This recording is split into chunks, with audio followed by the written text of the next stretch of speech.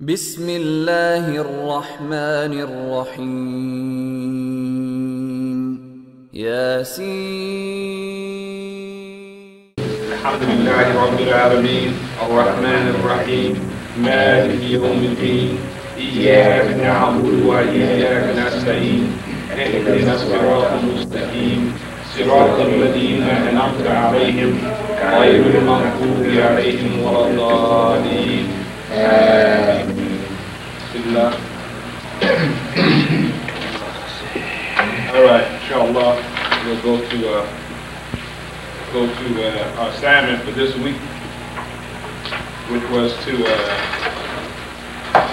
first we'll start with questions.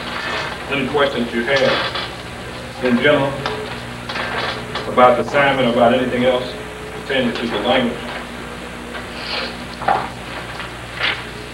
We'll go to combined exercise, wasn't it? On page 31. 30 and 31. I guess 31 begins it with on line 7. Below that. On line 7. Now this exercise here is combining everything that we did previous to it. So being able to read this will depend on how well you integrated the skills beforehand. And I can see that a lot of them at least begin with a long vowel. So let's go, I'll read the first line, line 7, and then we'll take turns and try to make the best reading that we can. If you see a mistake being made and I don't correct it, then raise your hand, or you just correct the mistake. Or if I make a mistake, just correct the mistake. You find when reading the Quran that whenever a mistake is made, whoever listens to the mistake, correct the mistake. The etiquette is to correct the mistake. It's not to say, wait till later and then tell them, you made a mistake.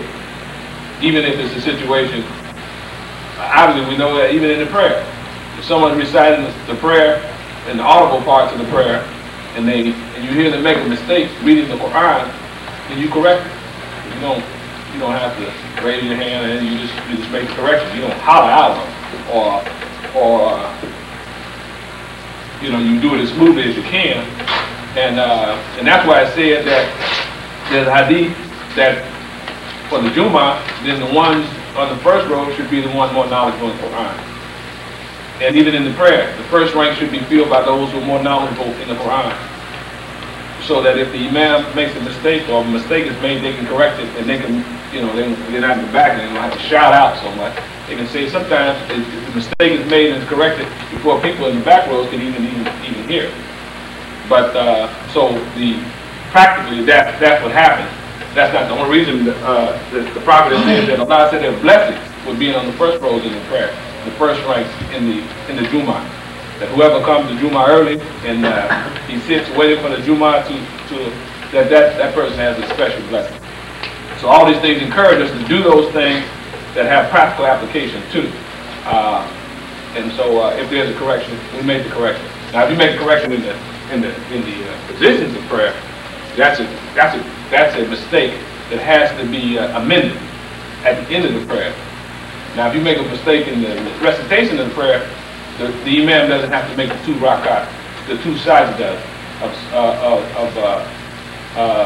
sajda as-saw, they call it when you make a mistake, to amend a mistake. That's only if I'm standing in qiyam and then I'm supposed to go to and I go and I'm standing in qiyam and I say Allahu Akbar, and I forget and I go down the sajda, and then everybody says Subhanallah, ruku', and then it comes to me and I go back to ruku'. Now at the end of the prayer I have to correct that.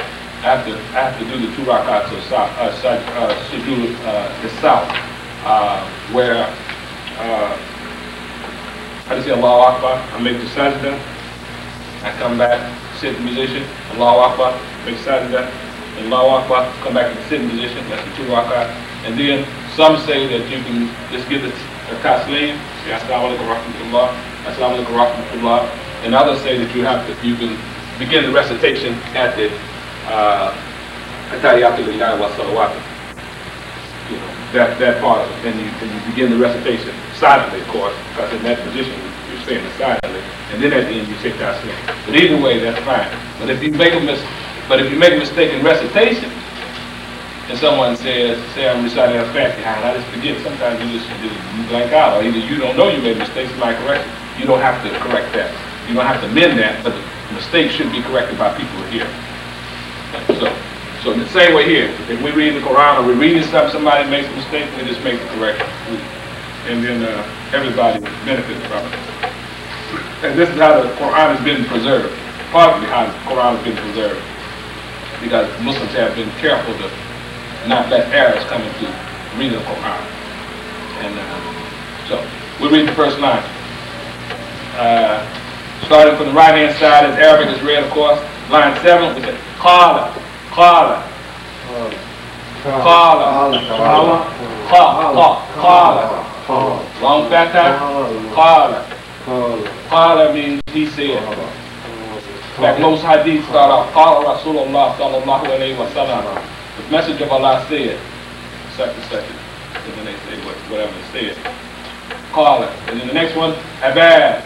Abad. Abad. Next one is Allah. Allah. And then Zada. Zada. Now the way they make the Zad here, I would on your paper, if you made it like this, I probably would make it a little bit longer to make sure it goes below the line. Because if you make it like this, it looks a little bit like the Dal. You could mistake it. If the Dal wasn't in the same line, you could mistake that for Dal. But I think that's a Zad. So it's Zada, not Zada. Okay? So that's Zada. So that, in order to make it clear that it is a Zad instead of a Dal, I would probably, and on some of your papers, I can't remember whose, the Ra and the Zad, I made sure they went below the line. I put down below the line. So that's why I want you to write a line paper to make that clear right now. And then later on, after we get past this part, we won't need that. It's more like for training rather than for something you have to do all the time. The next one is Kamad. Kamad. Kamad. The next one is Idad. Idad.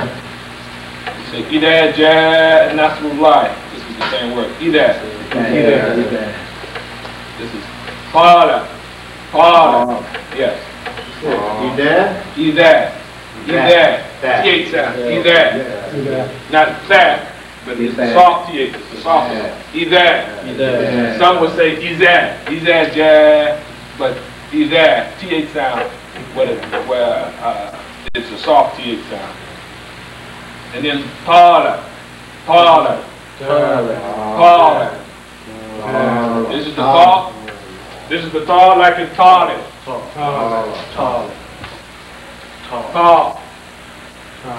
Talib is what? Student, right.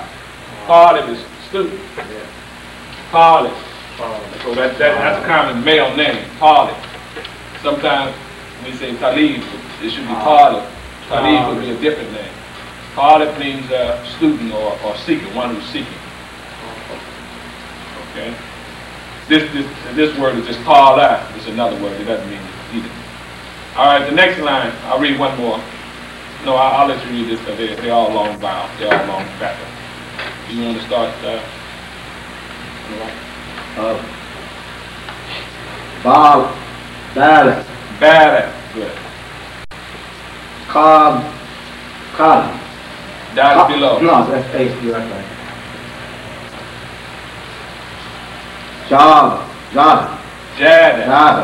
Jada. Okay. Bala. Good. Bala. Kana. No long vowel is the first. First, it's on the cap, the long vowel. Kana. No, make that long one. Ka. Good. Kana. Kana. See, that's the difference. Instead of saying kana, it's kana. Those are two different words. If you say kanar, well, English it wouldn't be a bad mistake. In Arabic it would be a bad mistake because you have actually two different words. If you say kana, the long vowel there, you're okay. Next one. Fama. Fama. Fama. Okay. Dara. Dara. Dara. Dara. Baka. Two dots below. Yaka. Yaka. Yakad. Yaka. Okay, good. Next line.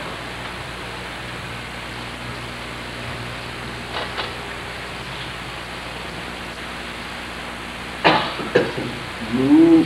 That's a noon. Nu. Nu. Nuhu. Nuhu. Good. Nuhu.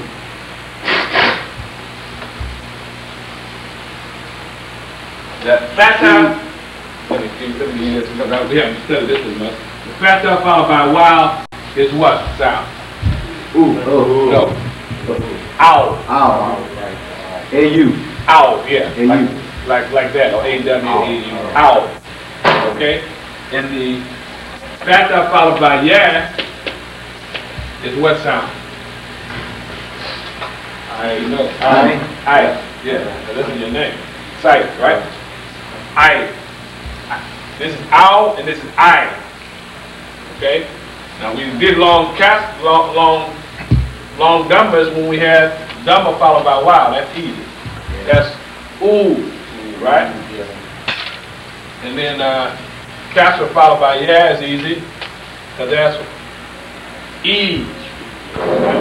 But this one here, fatha followed by wow is ow, and this is I. So A-U-A-I.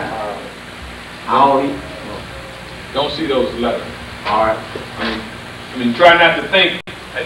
That's what comes to you, but try not to think in those terms. Whatever you want to say is fine. To get, as long as you say ow when you see it, and I. Okay. But if you could do it without seeing the English letters, that's the key to start looking at. Because everything you see, you start seeing in Arabic instead of start seeing in English. You want to start visualizing things in Arabic to where that's all you see. Mm-hmm.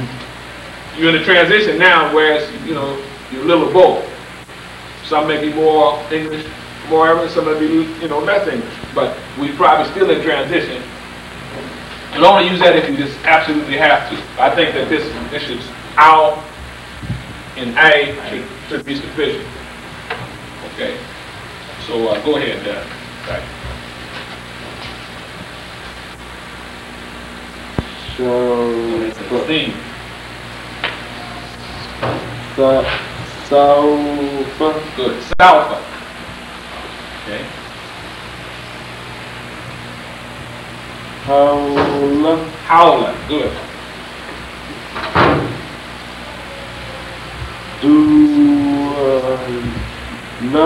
Duna. Duna. This long vowel. Duna. Good. The next one.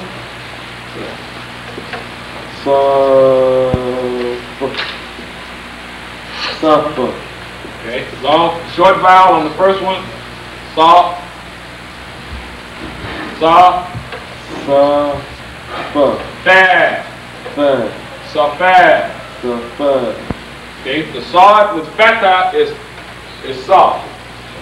If it was the sad with fatha, it'd be what? The sin with fatha would be what? Sin with fatha is what? Sad. Sawed with fatha is what? Soft. More soft. More rounded and more emphatic. So it'd be safad. The next one.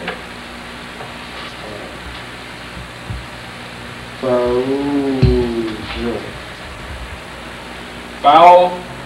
Fauza. Dhamma. Oh. Fauzu. Fauzu. Fauzu. Fauzu. Fauzu. That blended sound, ow, don't stretch it out so much. It's ow, fauzu. Fauzu. Fauzu. Okay. That sound is called diphthong. When you have the fatha followed by a wow or fatha followed by ya, they call those diphthongs. It's a combination of two sounds. Diphthong, di usually means two in English. That's a prefix. Di in English as a prefix, di usually means two. Something having two parts or broken in two. Like a dissect, something you cut into two. Or cut in parts. Diagonal, you cut something. So that diphthong has a di in front of it. And thong probably means sound, I don't know, two sounds. Blended into one. So it's ow and I. Ow and I. Okay. The next line.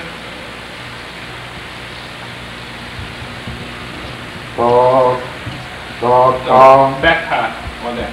Back. Back.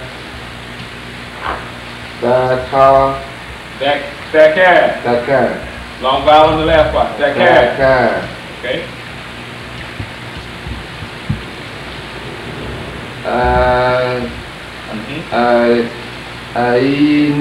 Aina. Okay. So they're saying ain. It's aina. Aina means where? You know, that's a question if you want to ask where is something. Where are you? You say aina am. Where are you? The next one.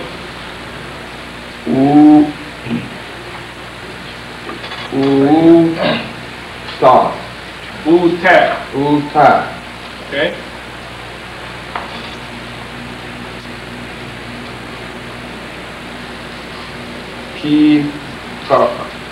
Yeah.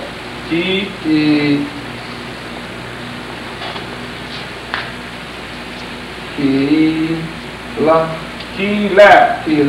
Don't. You saying ki as if you going somewhere else. It's kila. You don't get anybody keeping the same sound. It's not ki. It's kila. Okay. Next one. Benu. Fatha on the noon.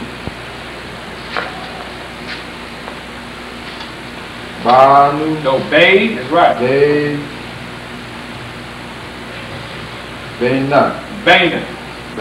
Baina means between. Next one.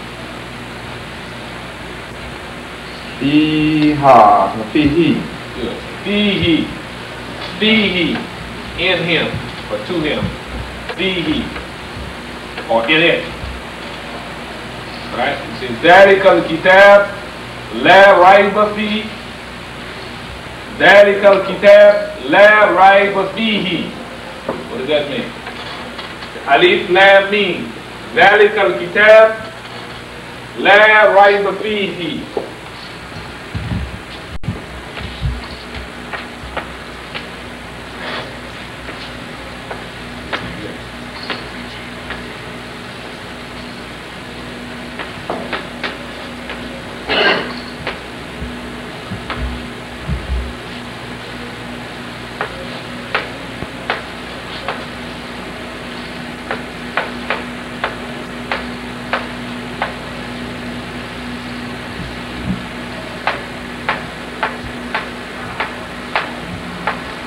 Any words you recognize?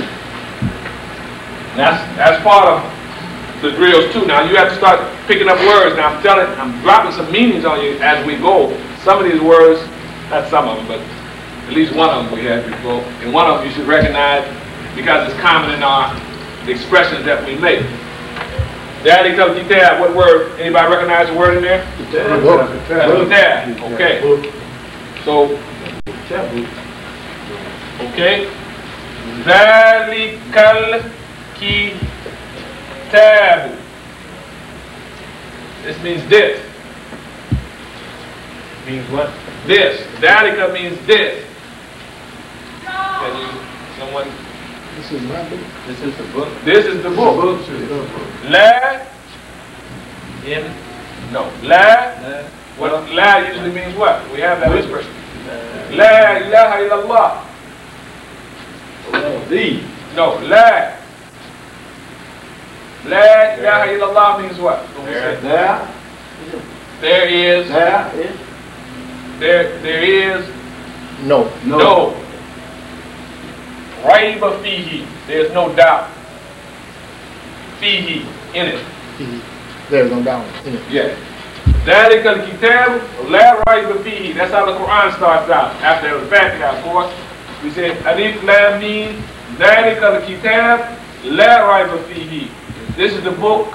There's no doubt in it. Okay? Or without doubt. But La Raiba Fihi, La usually means there's no, or actually La by itself means no. Raiba, doubt in it. Okay? So, doubt in it. yeah, there's no doubt in it. Fihi means in it. So that's that word that we just had here. So we want to start a little by little, relate some of the expressions and words to what we're getting and what we already know. Because I knew you had to know that's pretty common, the first. That's opening of Al-Baqarah, Surah Al-Baqarah. Actually opens with Alif Lam Mim. The three letters of the alphabet. Alif Lam Mim. ذَلِكَ الْكِتَابُ لَا رَيْبَ فِيهِ. And then, what's the next part?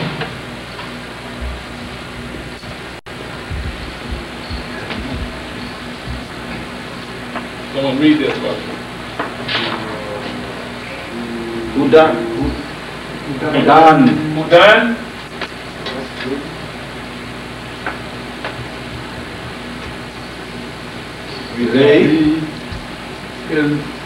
Lil. As I write it, you can read it. Move. Ha.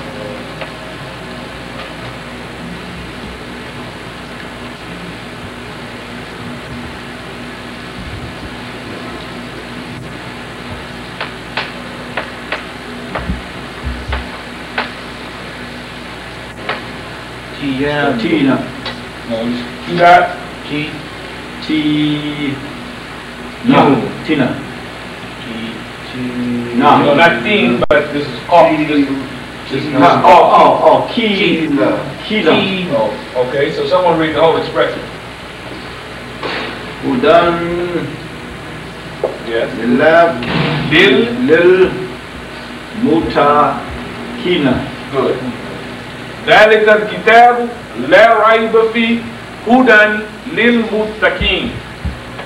هُدًى لِلْمُتَّقِينَ. Who, and then this is dal with tanween factor. Hudan. Straight. No, this means guidance. Lil for muttaqin. What is the muttaqin? Straight. No, this is not mustaqim. Mustaqim is straight. That's straight. Mustaqim. But this is mustaqim.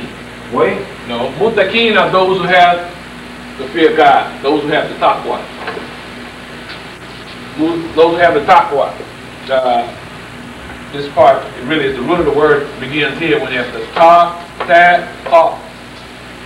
And actually it's a while. But muttaqin are the ones who fear God. So the guidance is just for the ones who fear God. This is the book, there's no doubt in it. It is guidance for the ones who have fear God. Who have to fear God. For the ones who have fear God, they can read the Quran all day. They read it like another book, you know. And so they read it. We wonder why some people read it, they look at it, they give it back. They may not be inspired. They may not see nothing in it. Because one of the requirements the Quran said for itself when we begin it is that this is the book. There's no doubt in it, but it's guidance for the muttaqin. Guidance for the muttaqin. But you hear this expression all the time, and it's recited a lot. You know, the first 6 verses of Baqarah are good ones to learn. Those 6. And it goes on to explain after that about the 6. ذلك الكتاب لا ريب فيه هدى للمتقين الذين يؤمنون بالغيب. Those who believe, it explains who the muttaqin are. الذين يؤمنون بالغيب, the ones who believe in the unseen. ويقيم الصلاة, that's it. And who keep up prayer. ويؤتوا الزكاة, and they give zakat? No. وَمِمَّا رَزَقْنَاهُمْ يُنْفِقُونَ. And for what God has provided them, they give. Whatever they spend. الَّذِينَ يُؤْمِنُونَ بِمَا أُنزِلَ إِلَيْكَ. Those who believe in what was revealed to you, meaning the prophet. وَأُنزِلَ مِنْ قَبْلِكَ. And what was revealed to those before you, meaning the Injil, the Torah, the other books. وَبِالْآخِرَةِ. Al-akhirah is what? I gave you this before. This is one you have to remember. Wabil-akhirah. This is the one I made a mistake on before in spelling it. Al-akhirah is what? Al-akhirah. This is long vowel. Al-akhirah. Al-akhirah is what? This is, if not, what? No. I say just no, it ain't. Al-akhirah. Okay? The light, what is that to do with the light? The light, it has something to do with the light, but what light? What's al-akhirah? This one? No, ad-dunya, this light. Al-akhirah is The next light. the next life. What's al-akhirah? And in the latter life, in the next life, what's al-akhirah to whom yuqinun. And in the next life, they're sure of it. Ain't no doubt that. They're not doubting whether it's some, after they die, they're going to have to answer for what we did in this life. They don't doubt that. They're sure of that. So that, it just gives that expression, those expressions just define what the muttaqin are. The ones who believe in the Allah unseen, those who keep up the salat, who give, and who give out what Allah provided for them. And they believe in what was revealed to the prophet, what was revealed before the prophet, and in the next life, they don't have no doubt.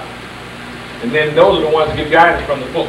They get the best guidance from the book. So you get some guidance no matter what, but that expression describes the best. But al-akhirah, we have to learn, that's a word that is invaluable to know, and the concept in the religion that makes up one of the pillars of the religion. The foundations of the religion, the beliefs of the religion. So when you're teaching it, if you don't emphasize al-akhirah, then you're not putting the right balance in there. Okay? You're not putting the right balance in there.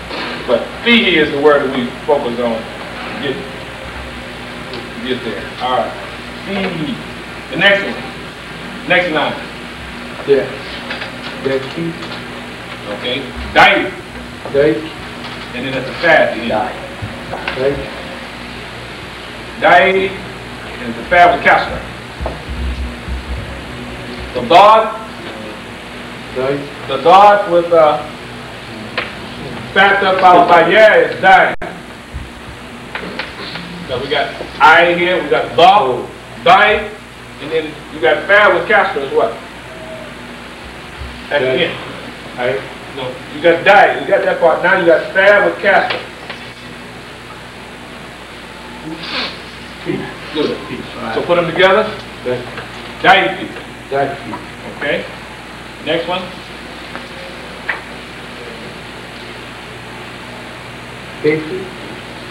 Fatha on the fad this time. The last line. Oh, okay.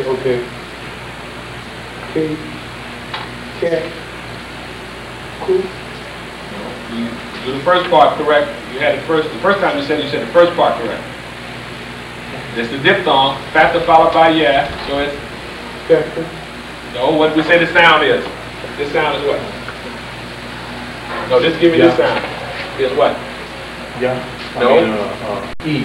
A. E. No, fatha followed by yeah is A. I. It's A. And now, if you put a cat here, you're saying? A. You got a cat here, you're saying? No, cat. I'm trying to work our way up to the word. Now you got O. K. And then you got a fa with fatha at the end. Fa with fatha is what? This is the easiest part.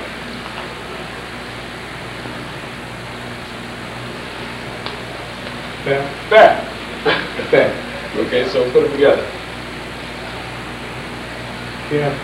Careful. K, Careful. Careful. this part is just Careful. Careful. K-fat. Careful. K-fat. Perfect. K-fat. What does K-fat mean? This one you hear all the time when you around some Muslims who speak Arabic. Of course, they start off with this usually. We say what? How do you say hello? And we say what? how are you? Kayf.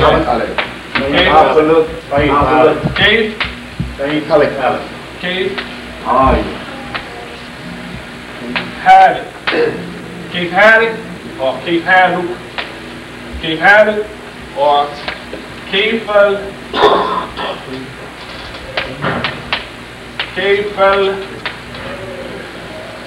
al-Hal. Kayf al-Hal. They say Kayf al-Hal or Kayf Hadid.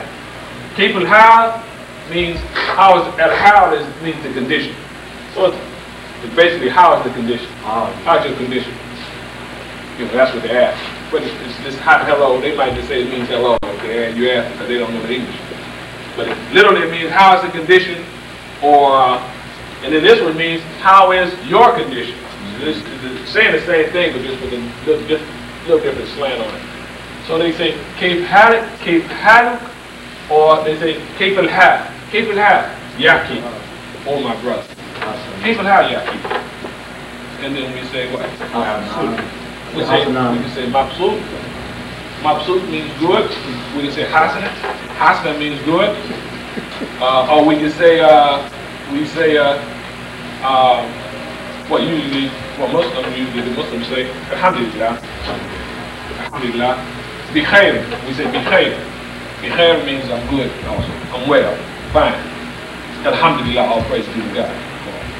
So, or you can just say, take it how to say Alhamdulillah. Praise be to God. I'm all right. Thanks to God. But you hear different variations. So kayfa means how. How. Kayfa. Kayfa how.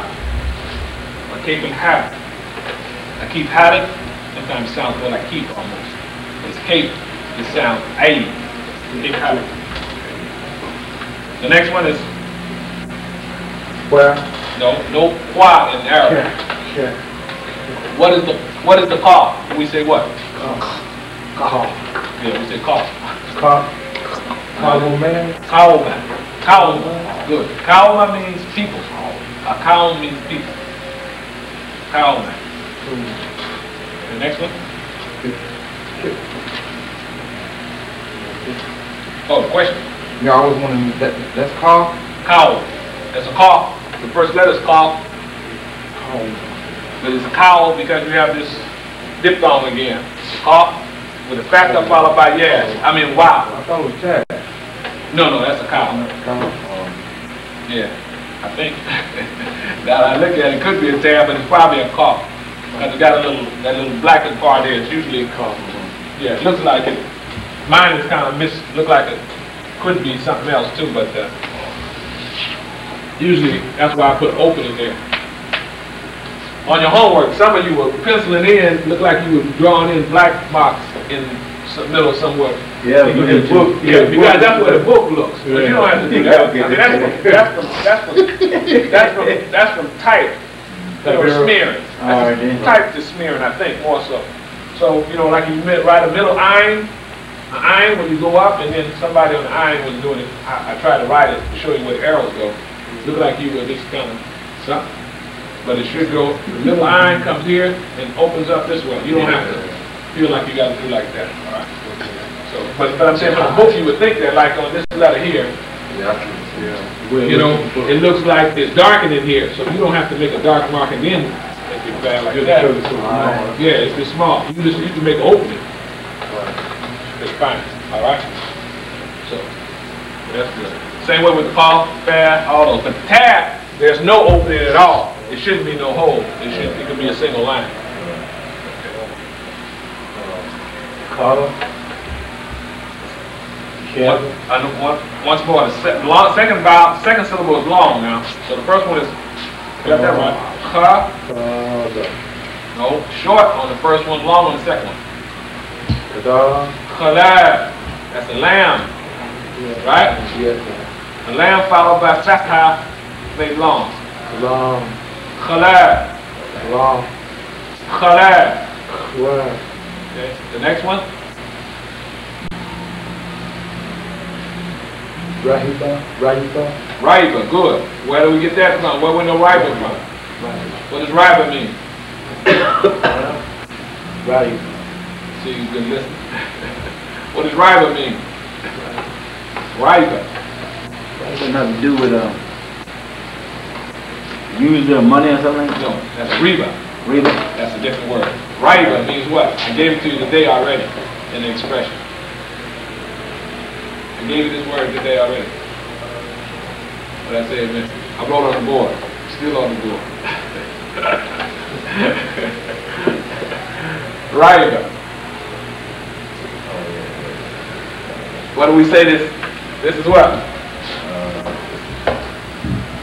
This right here is, read it someone. La. Right. Ba. Fihi. Fiha. Fiha.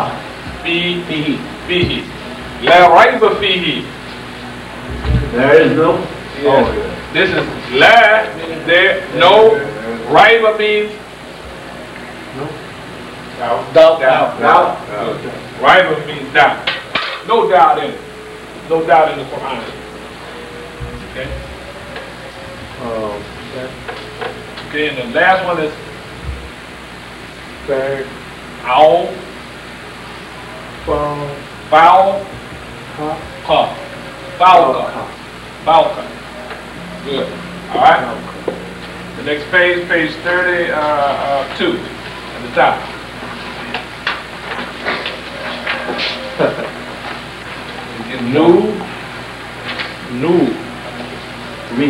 Nuri, good. Nuri means what? Nur means what? Light. Right. Nuri, well actually, Nuri in this case would be my life. My life. Nuri means my life. Nur. Rehat. Rehat. Okay, good. Ruhu. Ruhu means what? Ruh means spirit. That's what they call Isa alayhi salam. Isa they call it Ruhullah.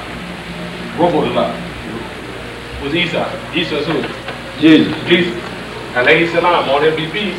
It's called Ruhullah because it says in the Quran that we gave him my spirit.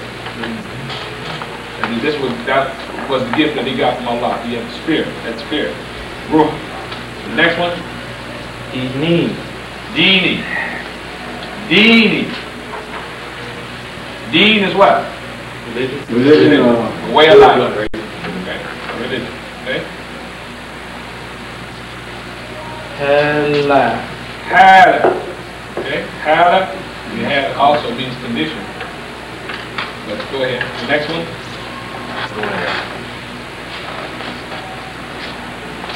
Gaibi. Ghaib is the word. We didn't write it on the board, but I said in this expression here, when we said هُدًى لِلْمُتَّقِينَ الَّذِينَ يُؤْمِنُونَ بِالْغَيْبِ. الَّذِينَ يُؤْمِنُونَ بِالْغَيْبِ. Those who believe in the unseen. That's a condition of a Muslim. Being a Muslim. If he don't believe in unseen, he's not a Muslim. You know, we have one. Before, this is what we believed. We believed, first of all, that we would die, we wouldn't ever come back. This was our belief of Allah. Before we got the correct belief. We believed, first of all, Allah was a man, because we said if we couldn't see him, then that's a mystery God. That's how we used to look at Allah. This is un-Islamic. Totally un-Islamic. Because that belief means that whatever you can see, you only believe in what you can see, which is not only un-Islamic, it's not even unscientific. I mean, well, I guess I should say the other one. It's unscientific, and more than that is un-Islamic. It's unscientific, and more than that is un-Islamic. And so one of the conditions of a Muslim faith is that he has to be of having this taqwa. And the taqwa is the quality that we're trying to get. Is God consciousness, that we can always feel like God is always present, always in control, always acting in the favor of the right doer, and always recording the acts of everyone, such that we won't have to account for them in this life and in the next life. But you have to believe this, even though you don't see it. Light, this is the big concept, part of the concept of light, meaning believing Allah first unseen as a power force unseen, and also and a lot of other things unseen. The angels, we don't see the angels. Right? You know, we don't see them, but we have to believe that the angels exist. We need to see the prophet, peace be upon it, but we have to believe they exist. You know, all these things. We don't see electricity. You know, we don't see the air. We don't see none of that stuff. But molecules, all the activity going on in this, and all these things. But the scientists know that there's a fool who don't believe it because he understands that it's going on.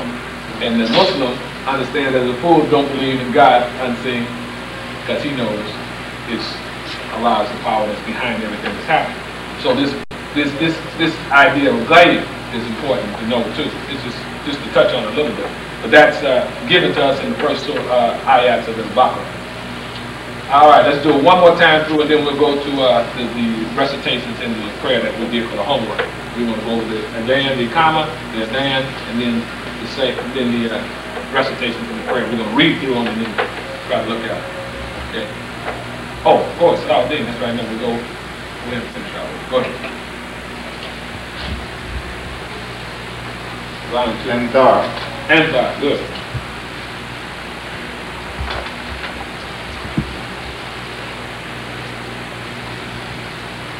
Akra.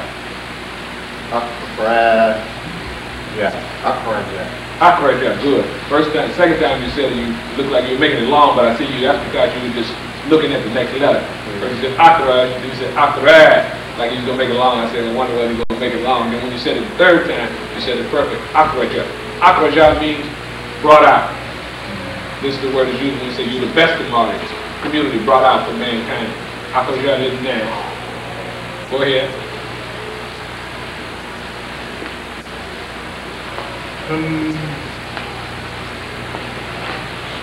Clear. Good.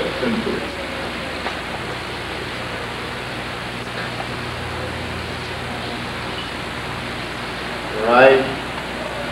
True. Second syllable. First one is ra, then two separate syllables. Now that alif there has a vowel. Ra. No, it's not long vowel. The alif has a separate vowel on it, so that's not making that first half that long. Can everybody see that? Ra. The third. Right. Good. Right. Okay. I saw. That's what this is. Right. The next one. Anpusa. Good. Anpusa means cells. Anpusa. Soul cells. Very good. That's the next. Let's go one more time to separate readings, and then we'll go to the.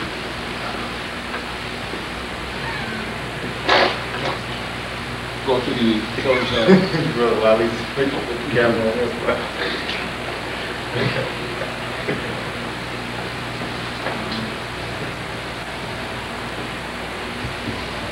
Oh, that's me. All right, then. Did you see the correction on your name? I spell your name. Talim, right? Huh? Talim, right? My name is not What was that you wrote on your paper? Khalif. No, you wrote Talim down there too, didn't I you? must have. I meant Oh, study of Jihad Imam. Huh? And that. You got Talim? Yeah, I mean, study of. I said, that's about that. Talim ul Jihad Imam. Oh, study of your study. Yeah, Your yeah. study. I got you. All right. I got you. Okay, you spell Talim wrong. Yeah. Yeah, his own studies now. Right. No, I just, well, I'm thinking, this is the same Talim that we have when we have Talim. Right. Imagine, or any class. Like this is Talim here. We can call this Talim. Okay?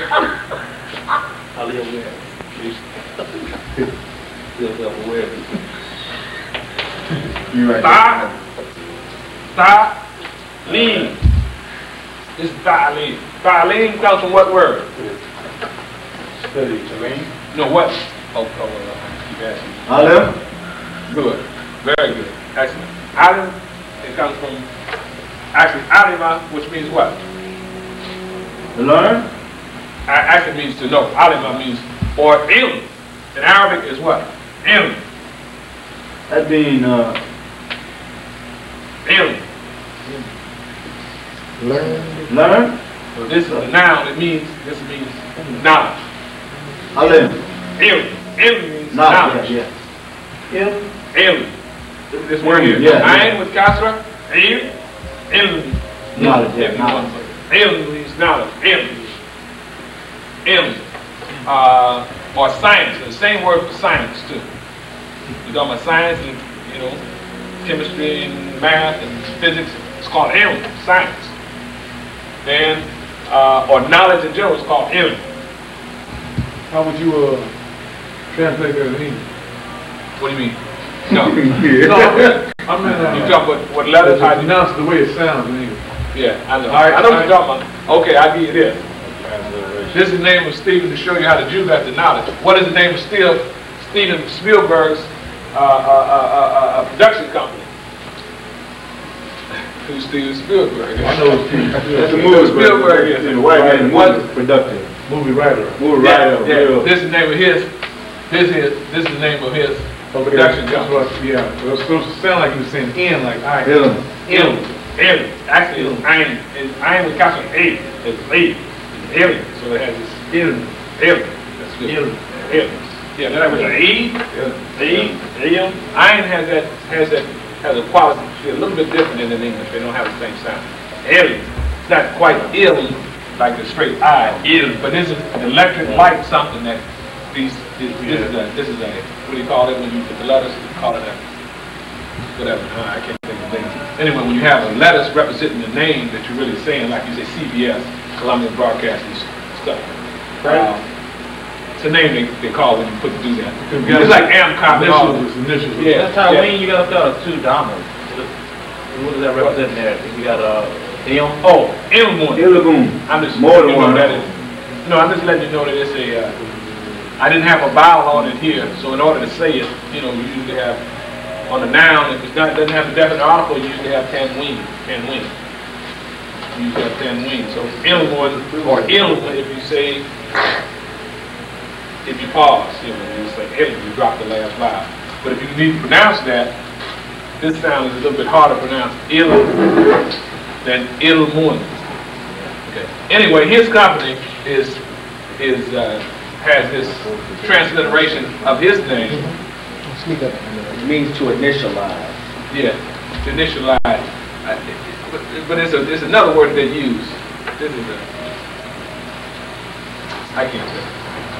Anyway, so this man is in contact with some knowledge. Right. Somewhere. Now that's the same word for, I just don't think it's a coincidence. For knowledge. Of science. But he's a Jew, and in Hebrew, I'm sure that the word for science may be similar to it. Because in Hebrew, we say, things like shalom means peace, salam means peace in Arabic. They got close sounds. Initiate. Initiate. It means understanding knowledge. Mm-hmm. It's also written from the right too. Yeah, it's written from the right to the left. It's a Semitic language that has the same basic structure. If you want to transliterate this, sometimes you see it like this. But I wouldn't, that's what I'm saying, don't worry about the transliteration, it just throws it off most of the time. But ta'aleem is this, that comes from this word. Ta'aleem means teaching and learning, So that's what we call our meetings now. We have Sundays and Mondays, we call it ta'aleem. As distinct from having the Juma. Juma is Juma. In the Juma you make ta'aleem, but it's Juma. And then these other anytime when you get together, other than that, it can be any time. It don't have to be Sunday like we used to have on Sunday. We have on Monday, we have Tuesday night, any ta'aleem. So that's a key word too. And then they call the scholars in Islam, they call them ulama. Ulama, those are the people who have the teach. They are teach. You know, they have knowledge and they teach you. And or mu'alim, mu'alim. All of them come from the same word, ilm. If you roll them, you'll see in them. You'll always see ayn lam mim. You see it in the word mu'alim.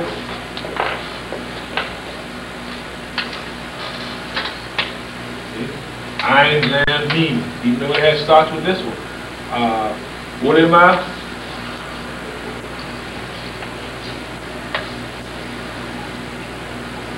Ulama, actually, I think. Yeah, I think it's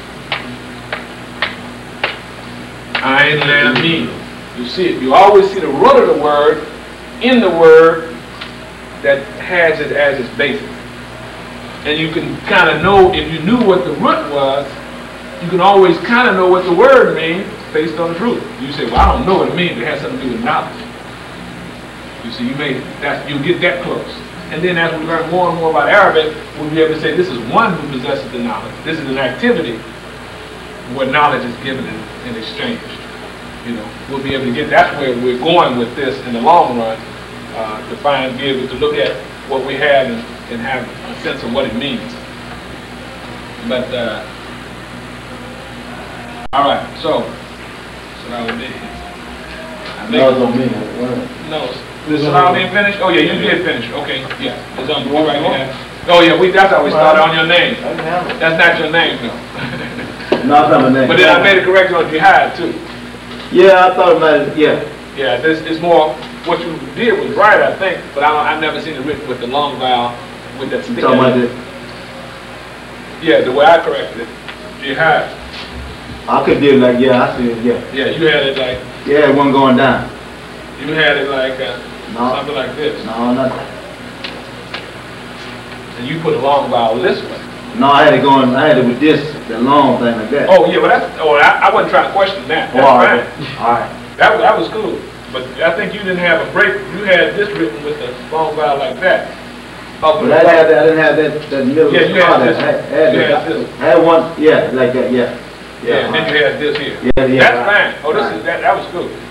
But this is what I was questioning here. Usually it's done with the factor followed by alif. Oh, all right. Yeah, in the comments. All right. But it was experience. I mean, you know, we want to tune up what we can. You know. All right. All right, next, go ahead. Let me see if you can handle it. That's all. No, long dhamma. That's not factor, that's a dhamma. Then you're on the right one, but the second syllable, you pronounce the scene with factor, but you should have made it a dhamma. Nasir. Good. Nasuhu. Nasumu. Nasuhu. Who? You said who? Who? That's what I thought. The second time said that's a hat right there. Oh, I couldn't. Yeah, that's a hat. They write it like this too, so that's a hat. If it was a meme, where would it go? It's an isolated meme. You know how that look. It would go below the line. Right. Like, yeah, that's a hat. Okay. I don't have to write. Go ahead.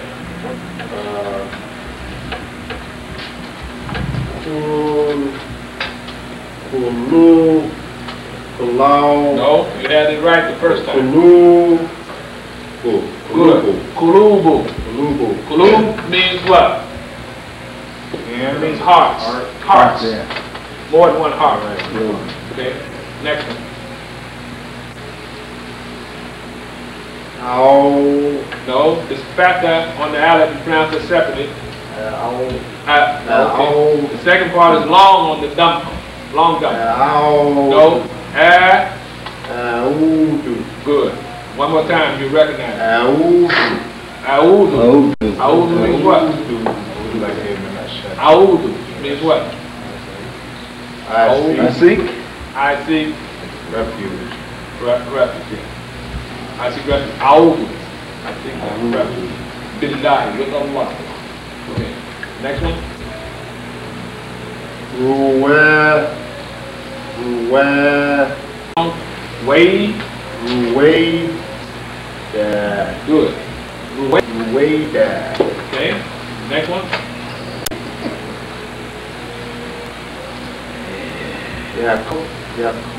Yakulu. Good. Hulu. Very good. Next line. Bye. Baby. Oh, I said. Bay. That's it. Bay. Benaka. Bainaka. Benaka. Bainaka. Between you. That's what this one. Hutmati. Putmati. Good. Hutmati. Nai. Nah. Budu. Nah budu. Nabudu. Nah budu. Nabudu. Nabudu. Not nabudu. Nah budu. Nabudu.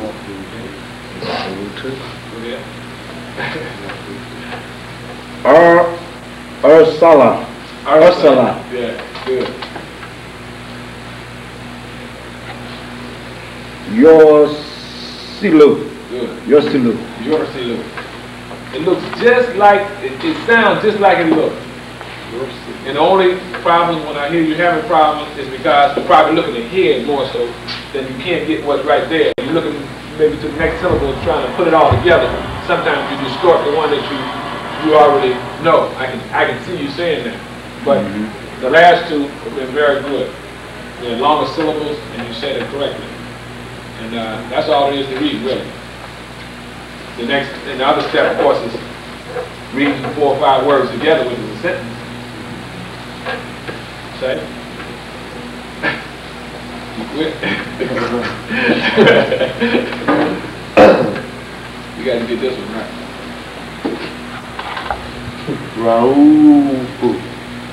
Good. Raoof. What's that? That's my name. Or part of my name. What that mean? Abdul Raoof. What that Raoof mean? I meant to ask you that. I name book up. Beneficent. Kind. Kindness, huh? Yeah, kind. Indulgent. I know a lot of Mexicans named Raoof. Yeah, Abdul Raoof. Serving of the Allah's Raoof. He's the kind. Abdul Raoof. Serving of the kind guy. Raoof. Go ahead.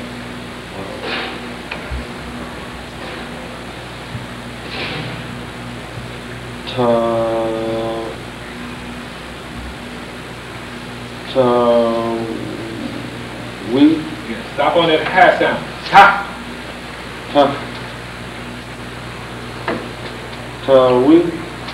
The second time you stop. Stop on that 8 sound. Ta. Wing. Okay. Ta. Wing. Go ahead. Good.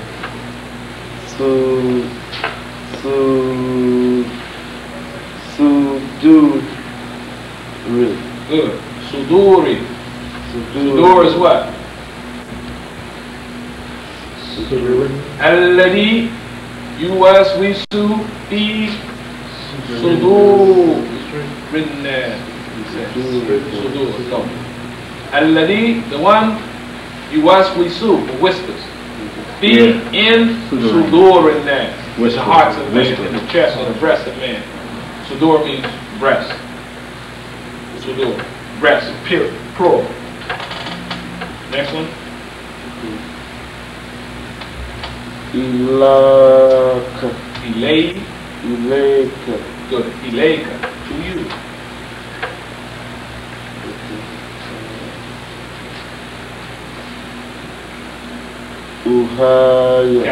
Kasra comes first.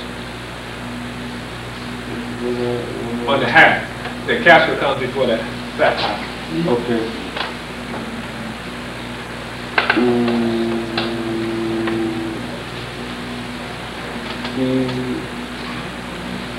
Yeah. Good. Uhiyya. I said it wrong another time? You said uhayya. Oh, right. As if the Uhiyya. Okay. Yeah. Uhiyya. Good. But just like it looks, if you say it like you think you're going to say it, and say it, you generally say it right. And like I say, if you're having any difficulty saying each letter is isolated as if there's one letter, and one letter has one vowel, and you're not saying that there. Say that, and then go to the next one. Say that, and go to the next one. Say that, and if you say each one, it's like you have this one letter there, the pronunciation would be perfect, inshallah. Next one.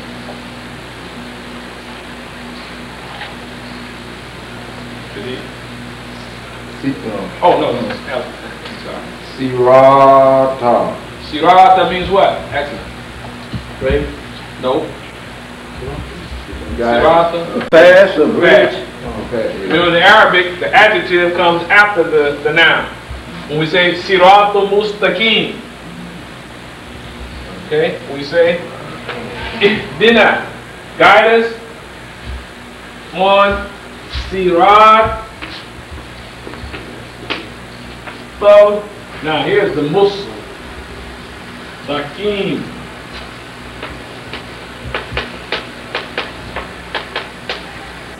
Okay? So we say Sirat al-Mustaqim means straight way. Straight way. But in English, straight comes first. In Arabic, Sirata comes first. Sirata don't mean straight. Sirata means way, and Mustaqim means straight. Actually, it's in the surah. But that's one part that we'll become more familiar with when we do the grammar. So you can't just take one word and go right. You know, you can't make a one-to-one relationship between Arabic and English all the time. Sometimes it works in the same sequence, but in this case, the sequence is reversed. As Sirat al-Mustaqim, the path, Sirat al-Mustaqim, straight. It is like in Spanish, like we said. Casablanca means the house white. And we say the White House in English because that's English. If we say the house white, nobody say, well, why is he talking like that? Crazy. But if I had an accent, you understand. I don't know this language very well. I'm just making the best I can. But when I learn the language better, I say, we're the White House. But same way in Arabic in this respect. And remember, Arabic has influenced Spanish because the Muslims ruled Spain for 800 years. Longer, both times longer than white folks been in America, the Muslims ruled Spain. And most of those Muslims were African Muslims who came up out of North Africa, West Africa. And they ruled most of Spain into Europe, all the way into France before they were checked. Their advances were checked. But then they solidified in Spain, and then they ruled there for 800 years. So you can imagine how much influence Spanish got, Islamic influence that the language, Spanish language got. And even you see, if you go to South America, and then what did the Spanish do? The Spanish, after the Muslims inspired them, not by themselves, but I'm saying in addition to what was already there and their own native genius, after the Muslims even were driven out,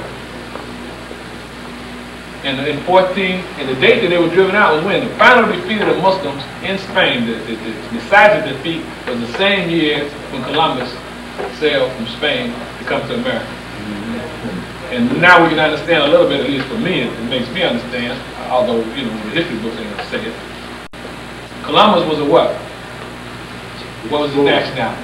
Portuguese. No. He was Spanish or something. No. What was Columbus? Christopher Well, he Columbus. come out English. He was Italian. He was Italian. So how come he didn't go to Italy and get the money to come to America? Because those people were still locked into the idea that the world was flat. He had to go to Spain, where the people had been around the Muslims, had been enlightened by the spirit of the scholarship and the science of the Muslims during that period of time that had been there for so many hundreds of years. And those people were, even though they had fought against Islam, still had been influenced so heavily by them that they were more enlightened. And they were able to give him money. Ferdinand and Isabella gave Columbus the money, right? And they were the Spanish king and queen. And so the Spanish were able to do what? They were able to come and get here first, and now it's all of South America at that time. And of course, the Spanish had. And so when you look down in South America, you see some of the names. I think the president of Nicaragua, his name is what? No. One of them named Omar somebody. You'll see Muslims, what I'm saying, I'm just trying to get you. You'll see a lot of Muslims. No, I'm talking about in South America. In Nicaragua. Some official in the government is Omar somebody. That's the revolutionary. Yeah, revolutionaries down there. You see, sometimes you see Abdul in their names. They won't be Muslim, they be Christian. years, communists and socialists, whatever they are. But I'm saying the influence and just the names and the culture and stuff is important. And then when you hear flamenco music, Spanish music, sometimes you get a hint of Islamic influence. You can start you get a feel for something Islamic. I guess after you know that colors your sensitivities, but you will have some kind of sense that there's a connection. And you see a lot of other connections too. But I'm not saying that's why Spanish has this grammatical similarity to Arabic, where the noun comes out before the adjective comes first. But Arabic, they do have that similarity. Yeah. Yes. Oh, with Christopher Columbus, was Bartholomew, I think they gave him that idea about that slave trade. He was a Spaniard that really, they were with Christopher Columbus, that when he went to begging for the money. So what you were saying, the ties all together, they gave Bartholomew the concept of getting the black trade started. That was with Christopher Columbus, and he was a Spaniard from Spain, wherever. He probably was a Spaniard. Yeah. Columbus had the Muslims, to tell you this, people who study, learn history and stuff from Islam, they tell you that he looked for this very famous Muslim chart maker. He had to find this. When he was doing his research before he left, one of the key things he had to find this guy, because he was the one who had advanced knowledge of the teaching of going and becoming seafarer.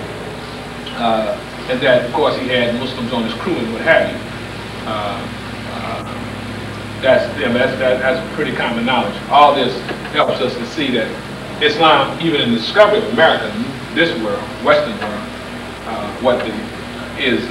was in part because of the enlightened spirit of Muslims that allowed them to get out of that thinking that they were in and out of that geographic area and into a whole new world. And then, they were able to advance. But, they fight against Islam like Islam is... He murdered them on the ship. That's how he discovered America. Who, Columbus? Yeah. He was headed for India. Yeah, he got killed.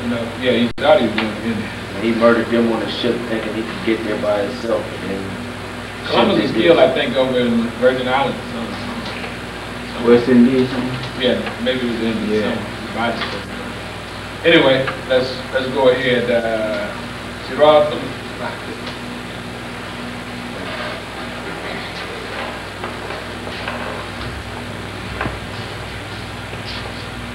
Tajaru. Taj. Oh, Taj. Ru. Castle.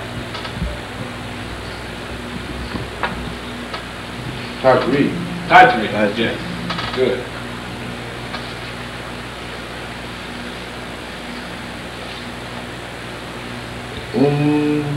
Good. Ki. No, lamb. Li. Umli. Good. Perfect. Next one. Ba. Bay. Bayni. Good. Baini. Bayni. Next one.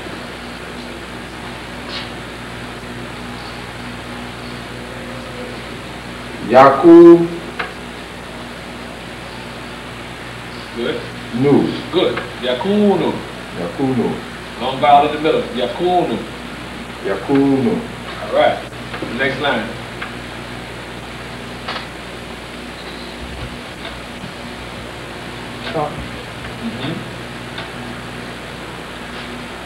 Tafuru.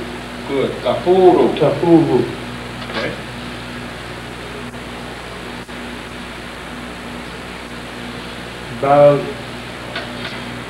Balakin. Balag. Balag. Balagin. Glad. Balagin. Glad. Balaga.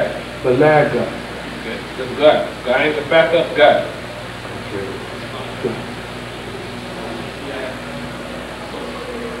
Farraga. Farad. Farraga. Farad. Faraga. Faraga. Good. Faraga.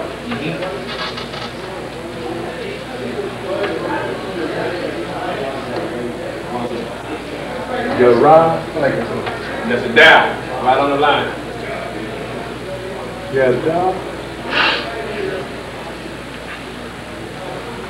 Your day. Your dairy. Your day. The have with kasra. Your dairy. That's a have. The last letter is have. Your dairy. The last letter is have with kasra. No, the last letter is a have with kasra. See it? The last letter. Have with kasra is what? I wrote this right here. Regular English. That's what? He. Go ahead now. Yeah, write it. It's just written differently. Yeah, it's just written slowed down a little bit more. They got it. Maybe writing something like that. But it's the same thing. Okay, so read it the whole word again. Your dairy. I mean, no. Just this part is. See what he has written in here? Okay, yeah, it's still the same thing. This part is this what?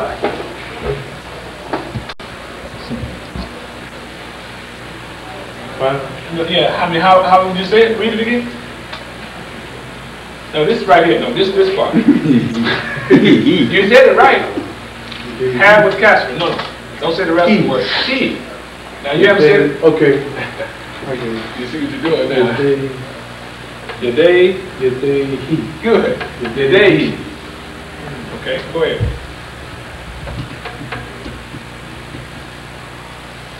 Makana. Makana. Makana. Makana. No land. Makana. Makana. Makana. Good. All right. Next line. Look. Lick. Oop. Belly oop. Belly.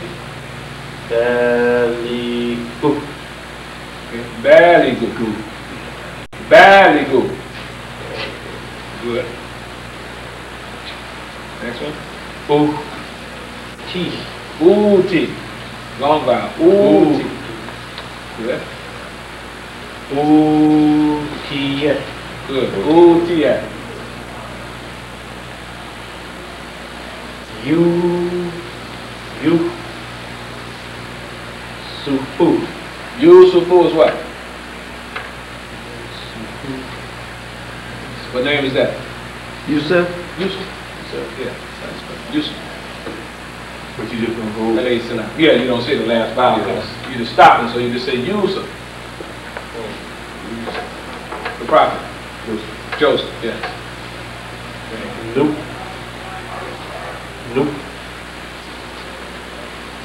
Thick. Good. Nukti. Okay. And the last, you want to do one more salah there? Sure.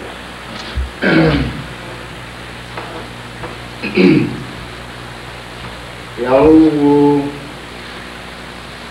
Wow. No, you got it right. Yawuna. Good. Yawuna. Yawuna. Okay, next one. Yauna? Yawuna. Yauna, yeah. Wild duck. Yeah, Go ahead. Nuru.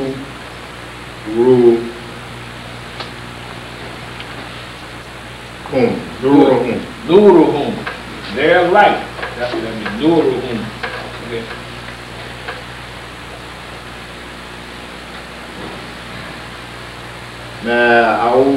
Mao.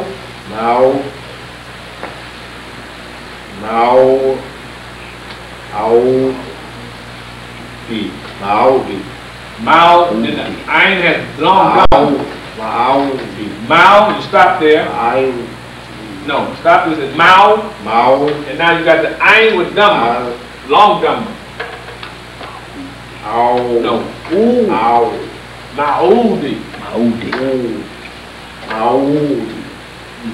Maudi. That's Maudi. Cat.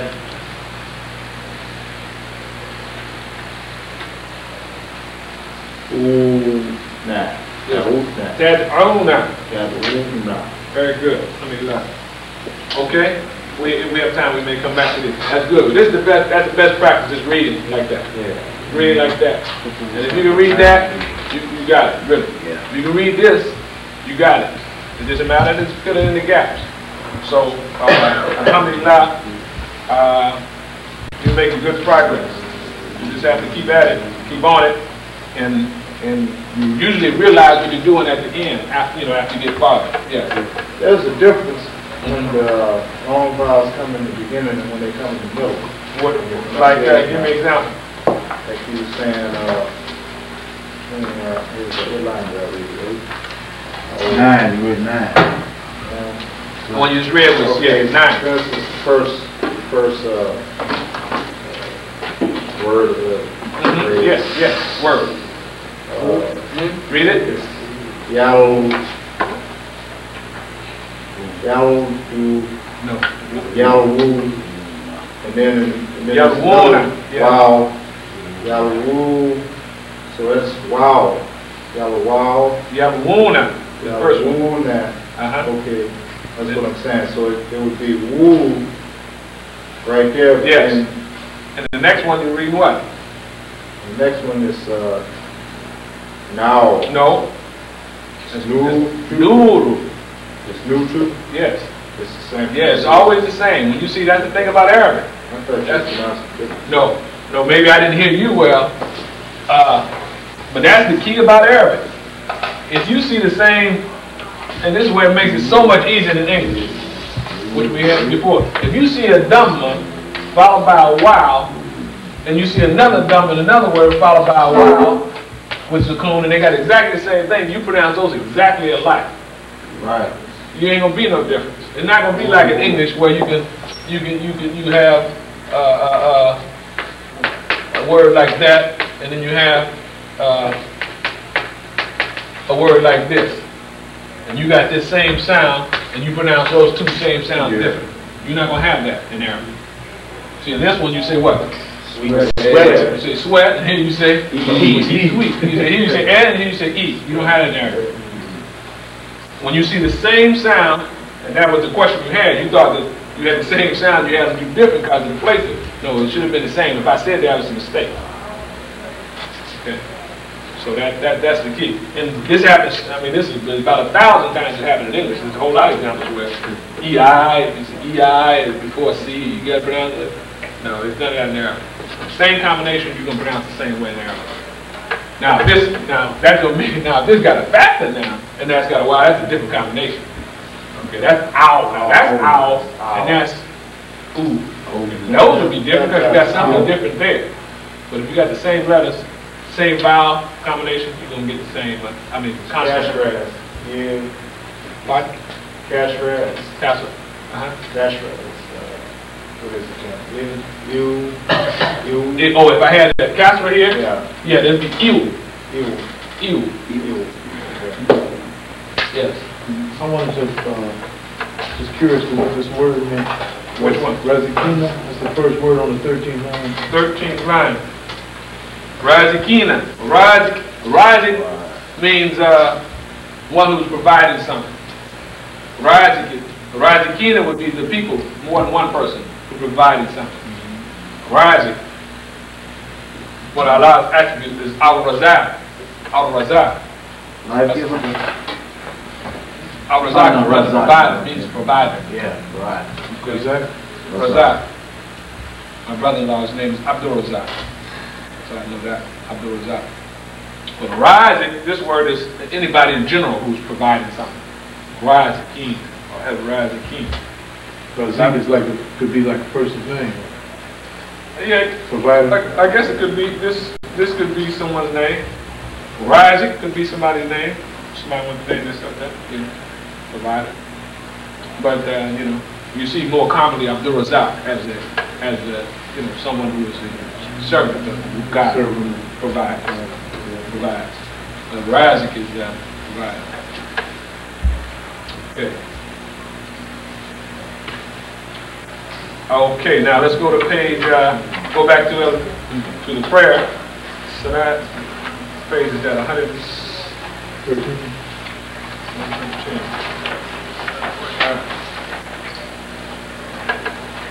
Then you, 106. which one? 106? Yeah, 913. Yeah, The Adhan is on one page. Let's go to Adhan first, real quick. We go to it. Adhan. Notice how Adhan is spelled. Adhan. Adhan. We went over that last week. Adhan. Now, we would pronounce Adhan like they got it transliterated. Adhan. T-H. Adhan. Adhan and 9 is fine. No big difference. Adhan. But I would say Adhan. Adhan. Okay? And when it's read the first line. Allahu Akbar, Allahu Akbar, Allahu Akbar, Allahu Akbar. So it's Allahu. Allahu. Yeah. These big zeros that they got right That's there. before you stop. That's if you break it. It's like a sukoon. Allahu Akbar. Allahu Akbar. Means that they're making the break there, the stop there. Stop. Yeah. I think that's maybe the punctuation mark for interceding. So I'm not too up on the punctuation mark. I should be, but I'm really not. Like I think period. I think that's closer to that. They got it in the book somewhere. Yeah, they got them in the front. I think they got a key somewhere key to to tell that. you what those reading marks are. Okay.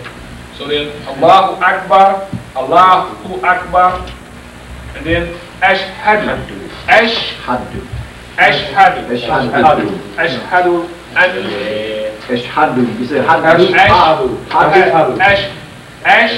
Alif with sheen with sukoon. And then hadu. Ashhadu. Ashhadu. It's not ashadu. That's what I'm trying to make it sense. We don't say ashadu. You said it separately. It's ash. Yeah, right. Because you can see in the Arabic, you got a sukoon on the sheen, which is ash. And then you stop on that, and you begin on the had. Hadu. Ashhadu. An or al. Allah. Ilaha illallah. So we say it twice. Ashhadu an la ilaha illallah. Ashhadu an la ilaha illallah. Or you can say, it's better to say, Ashhadu an la ilaha illallah. Allah. Even though we see there's a noon that's written there, there's a rule that we haven't gotten to that would tell us to make the lam sound instead of the noon sound. So we say, Ashhadu an la ilaha illallah. Ashhadu an la ilaha illallah. And then Ashhadu anna Muhammad Rasulullah. Ashhadu anna Muhammad Rasulullah. Okay? Ashhadu anna Muhammad. So you stop it on the me. I mean, you're making your emphasis. Ashhadu an on the noon with shadda. Ashhadu anna, and that's where usually you can hold it longer or shorter. Some hold it much longer than Ashhadu anna Muhammad. And then on the shadda again on Muhammad Rasulullah. That's where this chanting comes in more. You can't say, otherwise you can't say Ashhadu because there's no long vowel there. Even though you want to say it, you can't even be violating the rules of the Arabic. But if you want to say Ashhadu an, you want to make some, you want to hesitate longer there, you can, because you got the noon with shadda. Ashhadu an. So there's where this sense of chanting may come in. You can't just say anything, otherwise you just sing and they say, oh brother, you can't do that. They say, no, you can't just say it there. But we have in the past, because our spirit was wanting to express that sense, but we didn't have the knowledge of what rules we had to work within. So now we're learning the rules we have to work within, and then inshallah we'll make it better. And then, so Ashhadu anna Muhammad Rasulullah, and then Ashhadu anna Muhammad Rasulullah, Rasulullah. Okay? Actually, it's Muhammadan Rasulullah, but when we make this this other rule that we haven't got to, we say, instead of saying Dan Rasulullah, we say Dar Rasulullah, as if it has shadda on it. That's why they write the shadda on the initial, on the Ra of Rasul there. So, and then Hayya, Hayya, Hayya. Okay, we got Ha followed by Fatha followed by Ya. Hayya, Hayya ala salat, ala salat. Because we go from the Ain with Fatha, and then Lam with Fatha, right? But then we have to make the wasla, go all the way over to the Sad. Alas, Salat. So we say Hayya ala salat. And then when we usually say that, we usually may turn to the right, and this way, one hand, or the other. Hayya ala salat. Hayya ala salat. And then we turn to the left. Hayya alal. This one is alal, because you have the hayya and then alif, the lamb with fatha, and you go all the way over to the what? To the lamb. So we say alal. Falah. Falah. Falah. Nah. We just suggest the ha at the end. Hayya alal falah. Hayya alal falah. And then I guess we should go on the next page and flip over the next way. If we're in the morning for the adhan, go ahead. Where you go on? Is it a possibility to do the whole thing all the way through, so when we pay it back, we can listen to how you modulate it and everything? Yeah, I can't say that good, but I will. You do it real good, though, what I'm saying. Okay. The next page shows that what we said in the morning. Of course, we said last week, Allah, no. We say, no. Where is that at? At the top of 107. Oh yeah, that's what I thought. As-salatu khayrun. Khayrun min al-nawm. As-salatu khayrun min al-nawm. Min, you got min, and then the noon with fatha, and you go all the way over to the other noon. Min al-nawm. So we say, as-salatu khayrun min al-nawm. As-salatu khayrun min al-nawm. Prayer is better than sleep. Prayer is better than sleep. Naum is sleep, and naum is sleep. And then Allahu Akbar. Allahu Akbar. Allah is great, Allah is greater. And then La ilaha illallah. Yes. On the, I think we have a problem with what you're saying. Allahu Akbar, that's what you're saying. Allahu Akbar. Yeah. Because a lot of times we be saying Allahu Akbar. Yeah, we say Allahu Akbar. It's not Allahu Akbar. It's not Akbar. It's not Allahu Akbar. Allahu Akbar. Allahu Akbar. All right. That's what we have no problem there with. Yeah. So Allahu Akbar.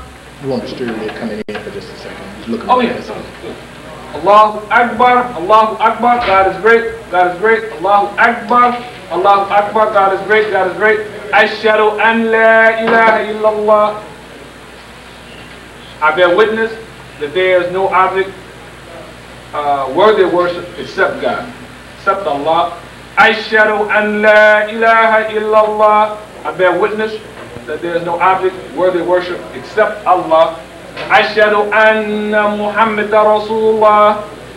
I bear witness that Muhammad is the messenger of Allah. Ashhadu anna Muhammad Rasulullah.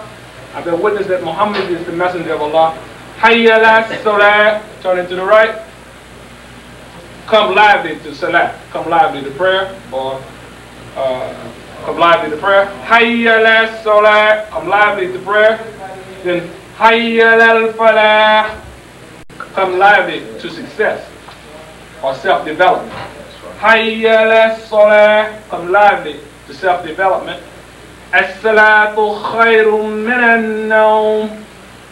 Prayer is better than sleep. As-salatu khayrun min an-nawm. Prayer is better than sleep. Allahu Akbar. Allahu Akbar. God is the greater. God is greater. La ilaha illallah. There is no object worthy of worship except God, except Allah. So, alhamdulillah, that is the adhan. that we say, of course, in the morning, and generally it's said at the time of the early time of the prayer. Because what? In Muslim, if you go to a Muslim country or you go around Muslims anywhere, the prayer is called an early time of prayer. Fajr prayer, just when the first light of dawn hits. They say the adhan then. But say we wake up late. You know when you say Fajr from the yeah.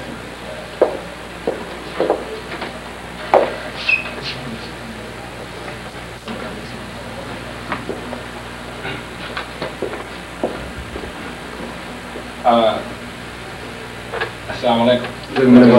Assalamu alaikum. Peace be unto you. This is and we are conducting the class in the Arabic language.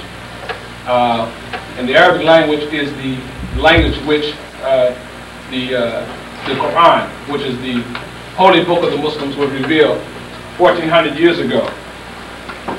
The Quran was revealed in Arabic to Prophet Muhammad, peace be upon him, who lived 1400 years ago in Arabia.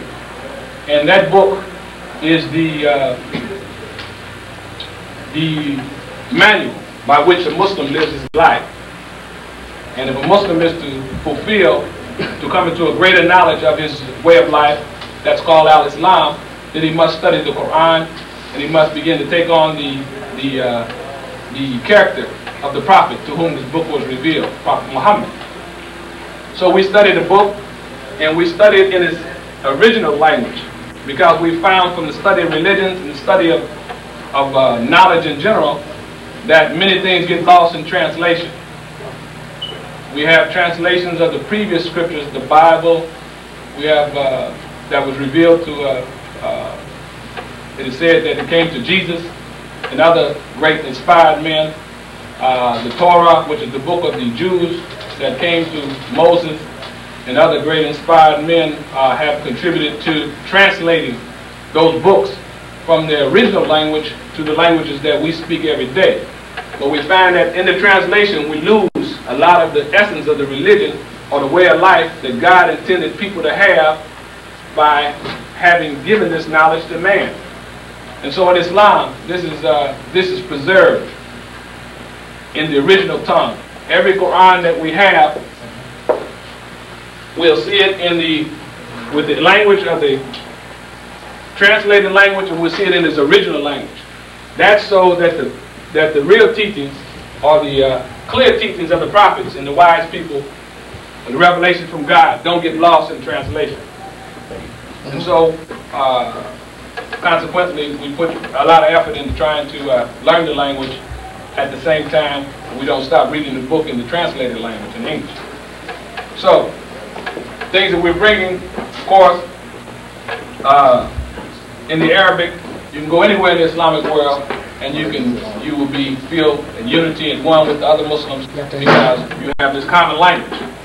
And we'll have a common understanding as we begin to learn more and more about the language that the book was revealed in, and continue to study it in our own indigenous language too. We can't stop studying, looking at it in English, because we don't understand the Arabic. We can do it in English too. So we shouldn't feel like there's nothing we can do unless we learn the Arabic language. Though we shouldn't feel like that either. But at the same time, we should recognize every translator who ever brings the book, the first thing they say, if you read Yusuf Ali, before he's finished talking in his commentary, he's going to say, this don't do justice to what Allah revealed to the Prophet. That's the first thing he's going to say. Now, if the people that we rely on to give it to tell us that, then that should tell us that we should accept that as being a fact. And all people in the religion who know the religion will say that. They look at the English translation as like a commentary, even more than a translation. Like one person, he read it, and this is what he got from it. Okay, so we don't have to accept. We can reject some things he said we can reject, and not have it reject Islam. Because Yusuf Ali said it, don't mean that that's what it actually was. So we have this barrier between us in where we really want to go in this way of life, and our way is made easier the more knowledge we have. Because this main principle of the religion is that everybody has to account for themselves. Right. Everybody, hey, what my brother or my mother do, I don't have to bear that burden. He said every burden bears the burden of its own. So shouldn't we have access to the information so that we can make the choices? Since we're going to have to live or die according to our choices that we make? Yeah, that's only fair. So Allah has blessed us to have this language, and also has allowed us to be judged according to the knowledge that we have too. Otherwise, the man will know more. Of course, he's responsible for more that he knows. And we won't be judged like the foolish, the people who know the book and read the book all the time, and they know the clear meanings of it, and no, we won't. Every man is not judged according to the next man. Not judged according to the knowledge you have. So it's still fair. You say, okay, well, it's unfair, but I can't read it yet. No, it's still going to be fair for us. But we are also charged. The prophet said that the seeking of the knowledge is an obligation on every Muslim man and woman. The seeking of knowledge is the obligation.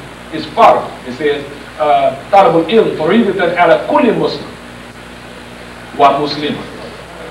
It's a farz. Farz in Arabic means what? We say something farz, we say what? We have the farz prayers and we have the sunnah prayers, right? If I'm tired, I don't have to do the sunnah prayers. I should do the sunnah if I want to keep if I want to reach for the bigger developments. Yes, I'm gonna do the sunnah too. But I can't be so tired that I can't do the farz. Right. So, but I can be so tired. I say, okay, well, inshallah, I'm gonna do the sunnah. I do it. But farz I have to do. So they say that this is a farida. This is a farz on every Muslim. So can I not seek knowledge? No, it's obligation. So that is so we'll be judged for that. Even if we didn't get it, we charged with seeking it. Even if we just got a little bit, all this time we just spent a whole lifetime, we didn't get but a little bit. That Allah will bless us because we fulfill the part of trying to seek it, trying to get it.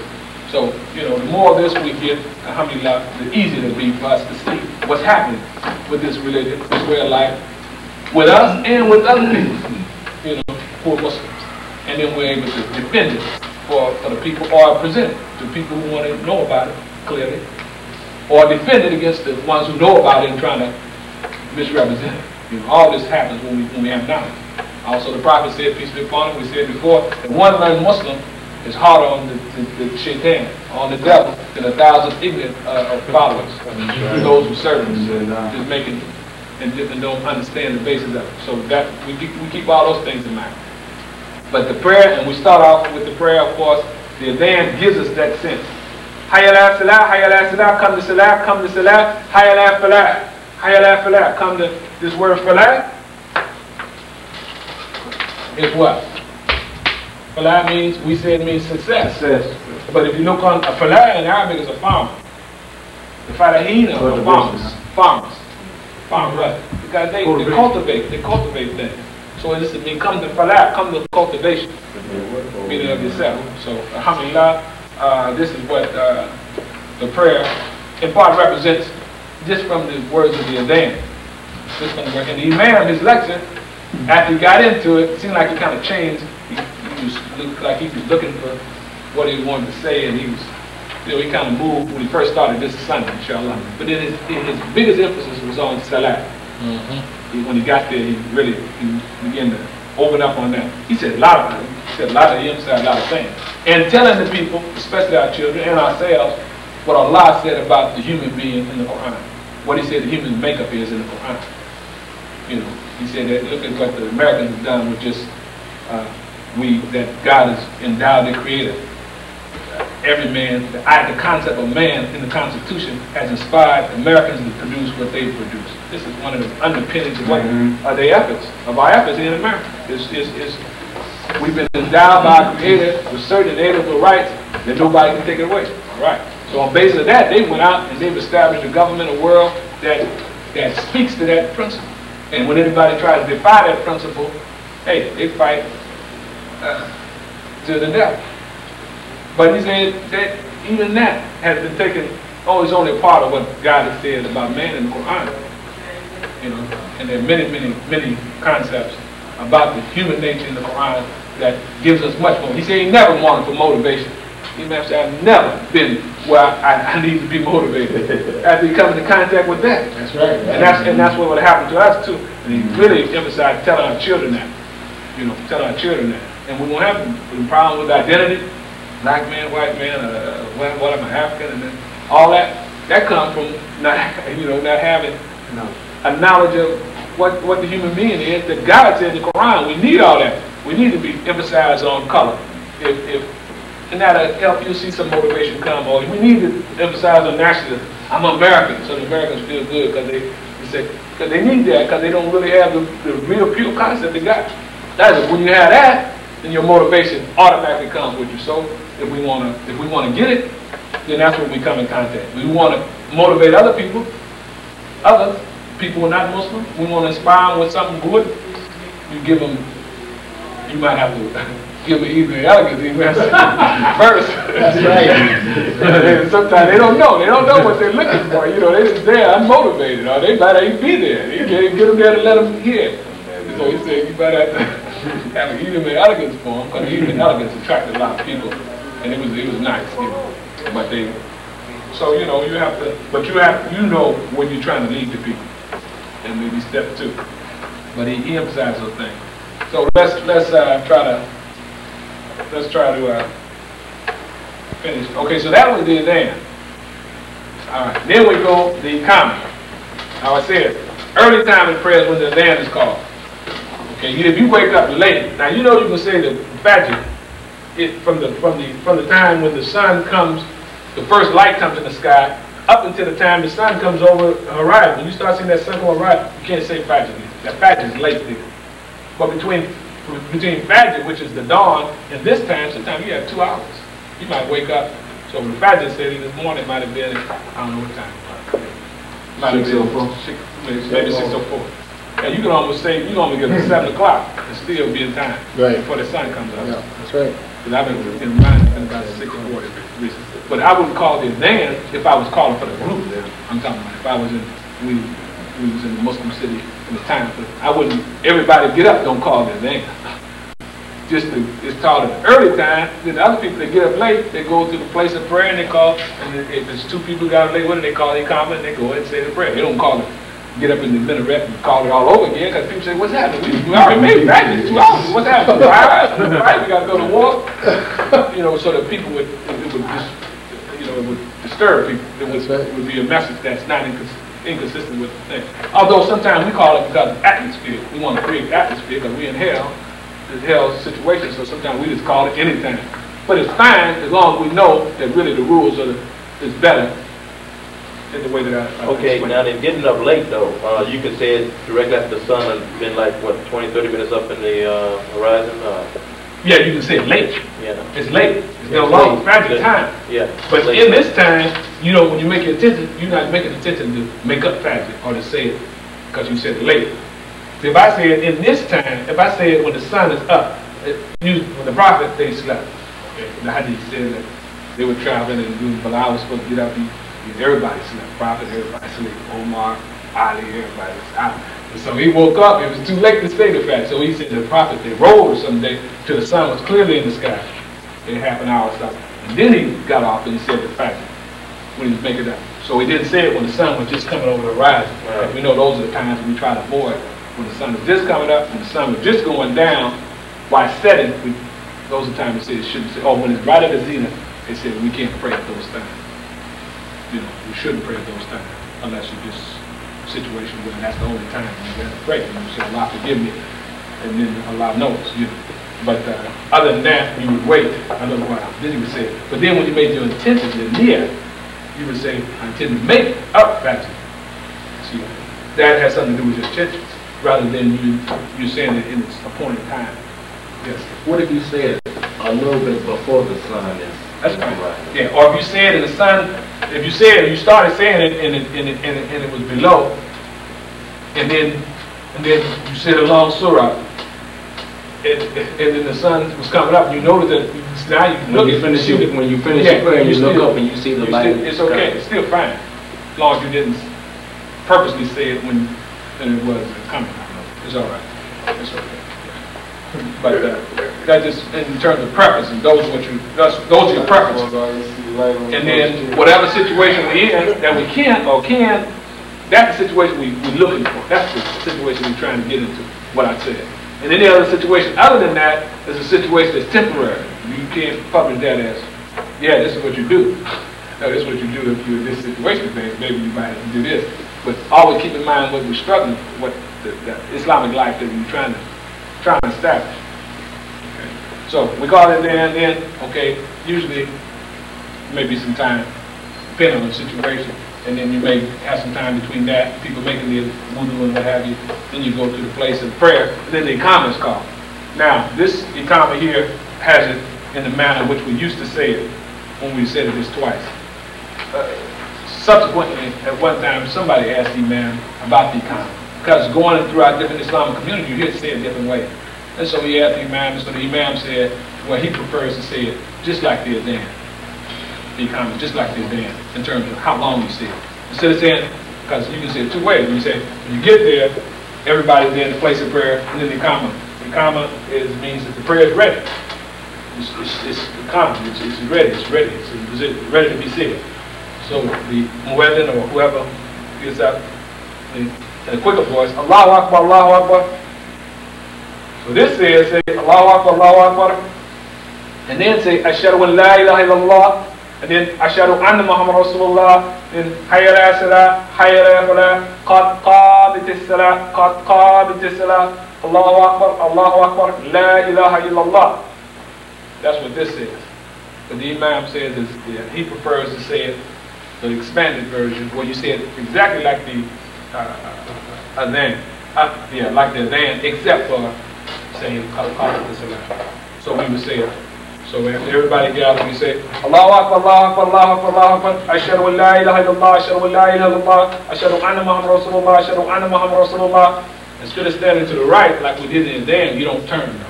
You don't say, Hayya ala salah, Hayya salah, Hayya falah, Hayya falah. You don't have to do that. It's Hayya ala falah, Hayya ala salah, Hayya ala salah, Hayya ala falah, Hayya ala falah, Qad qamatis salah, Qad qamatis salah, Allahu Akbar, Allahu Akbar, La ilaha illallah.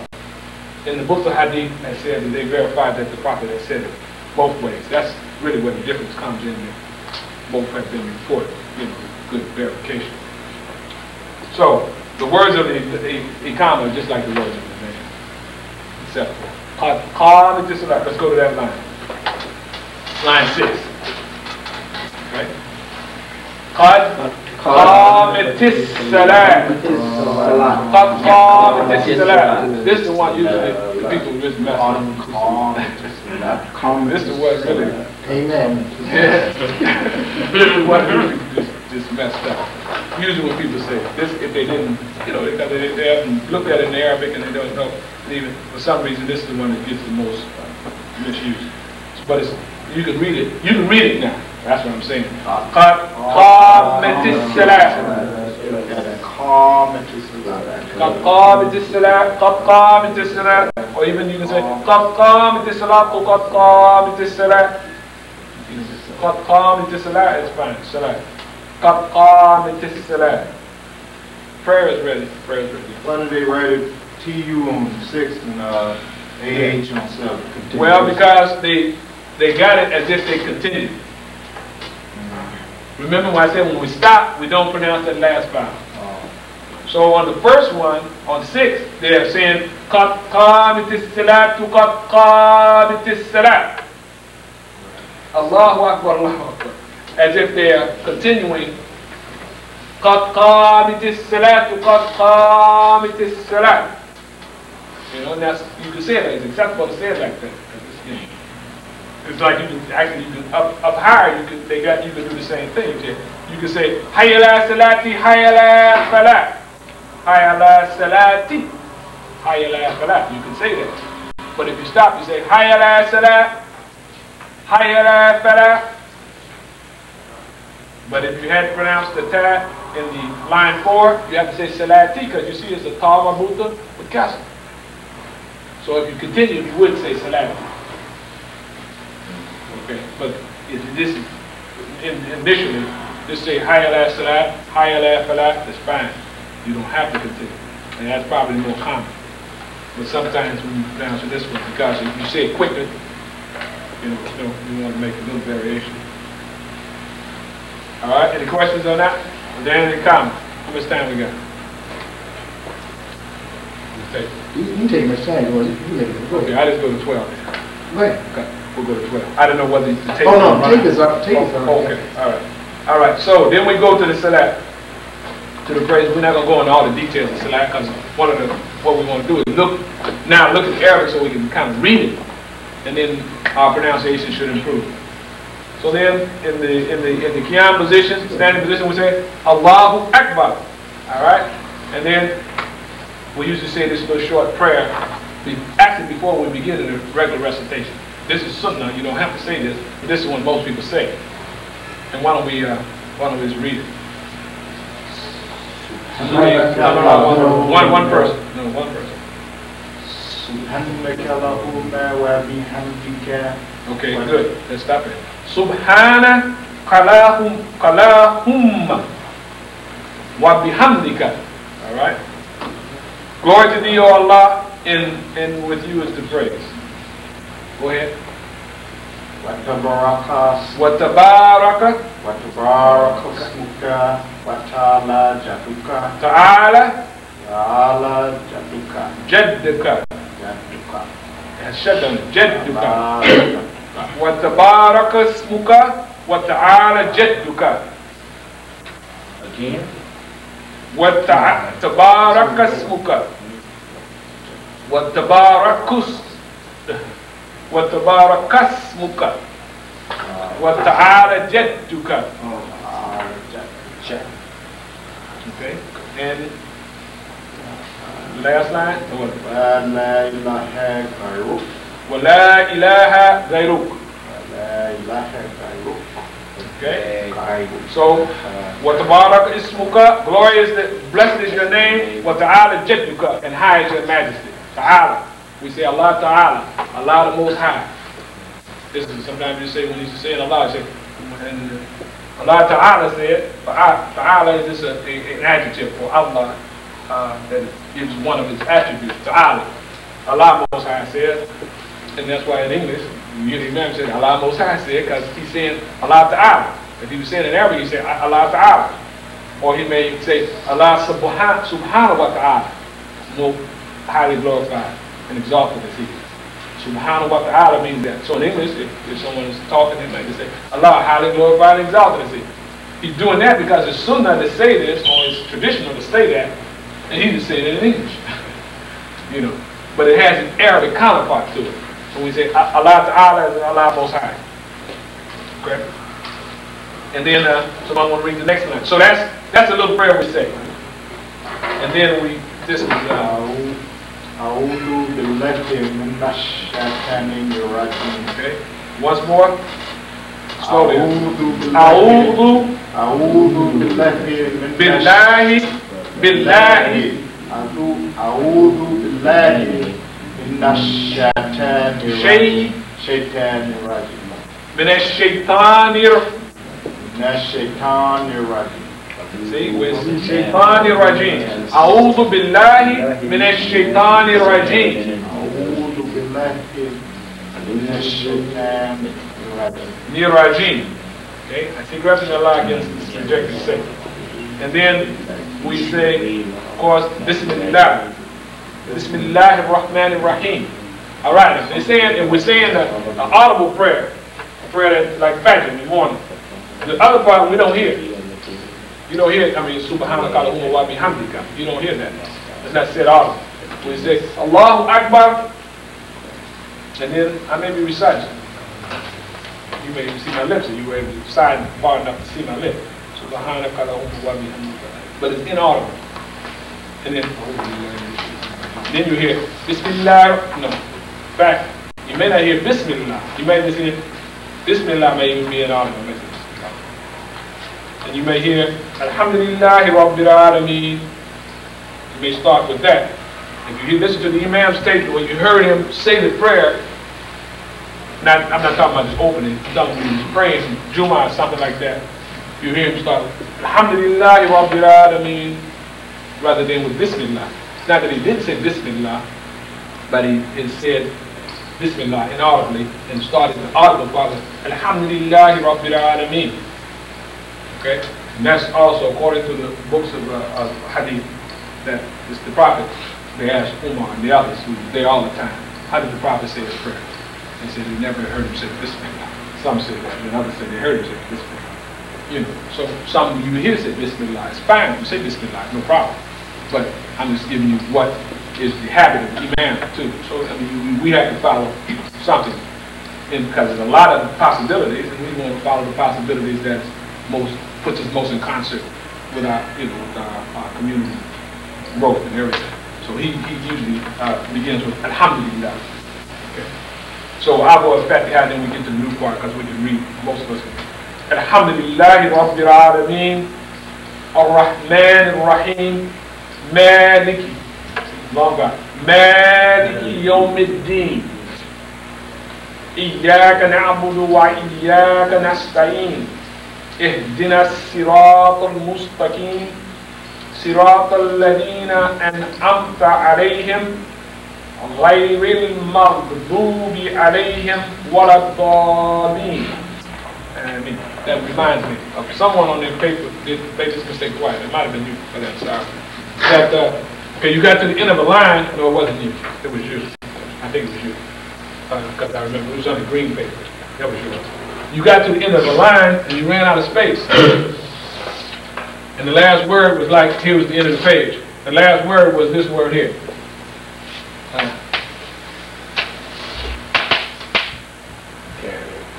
Okay? You did this. You ran out of space, so you said, well, I didn't put this line. You don't do that. In Arabic, you don't do that. Okay? You have to write the same word together. You don't, like in English, you could do that. If it was a word like consider. You could, if you got the con, and it was no more, you could do like that, write consider down here, it's fine.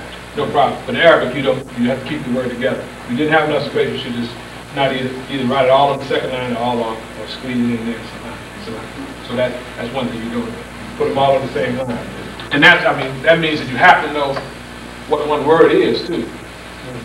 Maybe you didn't know that was one word because it was, I don't know whether you read it or because it was this like this and then there's a break here, but this is all one word, even though the reason why it's a break is the down never connects to the same letter, even in the same word. So you have to, you grow into that, but that's just the point I wanted to make in case it comes up again. You don't break up a word on the same line. All right. And you did this more than once, you did a couple of times. The other thing, where it says, Ad-Darleen. What are Darleen? All right. A couple people did this, okay, which is right. In one book, it has this, the wasila, the thick wasila, cutting the line like that, cutting it out. It doesn't have to do that. That was just ornamental. In fact, that's more confusing because it makes it look like you're supposed to cut it. It's just, it's just a wasila over the, not a wasila, but a mat. It means to make it long side. It could be right over the top like that. You don't have to, even though the book showed it coming across here. It looked like a couple of people were careful to make it like that. It doesn't have to be. That's all I'm trying to say. That's a question. You always have a little like swirl. On this one here? On the mata, right? Yeah, on the mata you do. You do have a little, sometimes they make it, sometimes they make something like that. It's always a little. Yeah. That means you elongate it even longer than the long vowel it already is. Because already long vowel, you already would say da. But when you see that, you say da. And that's why we say it longer. What are da? Okay. All right. So that's the Fatiha. And most of the writing about Fatiha was pretty good. And with the comments that I made to you, and some of them were scribbled on the paper, but it was pretty good. But now the idea is to be able to, ideally you would like to write it from memory. Be able to write a Fatiha from memory. Just say, okay, I'm going to write a Fatiha. And that's a good way to practice, whether you know it. As we get more progress with Arabic, that's how you can practice. When you learn a new surah, you should be able to write it in Arabic. Because if you say it, you should be able to write it. And if you could write it, you should be able to say it. One should work with the other. So that would be the best practice, rather than trying to see that transliteration in your mind is just another step that you're going to have to take. All right, so we've said the Fatiha. then we say a short surah from the Quran. So why don't we read this one? This is one we have now. Someone read the whole surah there. The next page, page 1 over 14. yeah. 110 or 120? 110? I mean, just read the next part right there. I don't know what page it's on. 110. 110. Go ahead. Whoever. Who's gonna read? Somebody raise their hand. Okay, go ahead. No, read this one. Because you're saying it. Actually, take it back. You're right. If you were reading, if you already said, Bismillah ar-Rahman ar-Rahim, you know, when you were Bismillah, I mean, you may have said, not said the Bismillah Allah. You may have said, Alhamdulillah Rabbil Alameen ar-Rahman ar-Rahim, Maliki yawmiddin, Iyyaka nasta'in, Ihdina siratal mustaqim, siratal ladina an'amta alayhim, ghayril maghdubi alayhim waladdallin. All right, now, you could say Bismillah, but you don't have to say Bismillah. Because you already said it, and you're still reading from the Quran. And so, how you start off would have been correct. Okay. But right here, it said Bismillah, that's why I said read Bismillah. But you don't have to say the Bismillah again. You could have said, Inna a'tainaka al-kawthar. You don't have to say the Bismillah, okay? Or you can say it inaudibly, whatever. Okay, when you start with Bismillah. Yeah, just read the Bismillah. I don't want to hear you read it. Okay. Bismillah. Here. Rahmanir Rahim. Excellent. Go ahead. Inna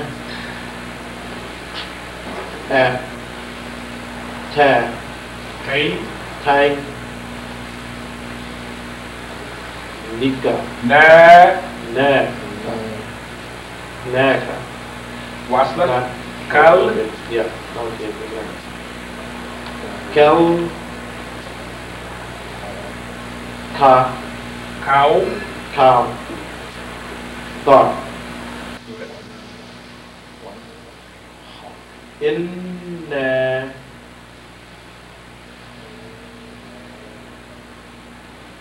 Shad. Ni Shad. Ni Ak Who well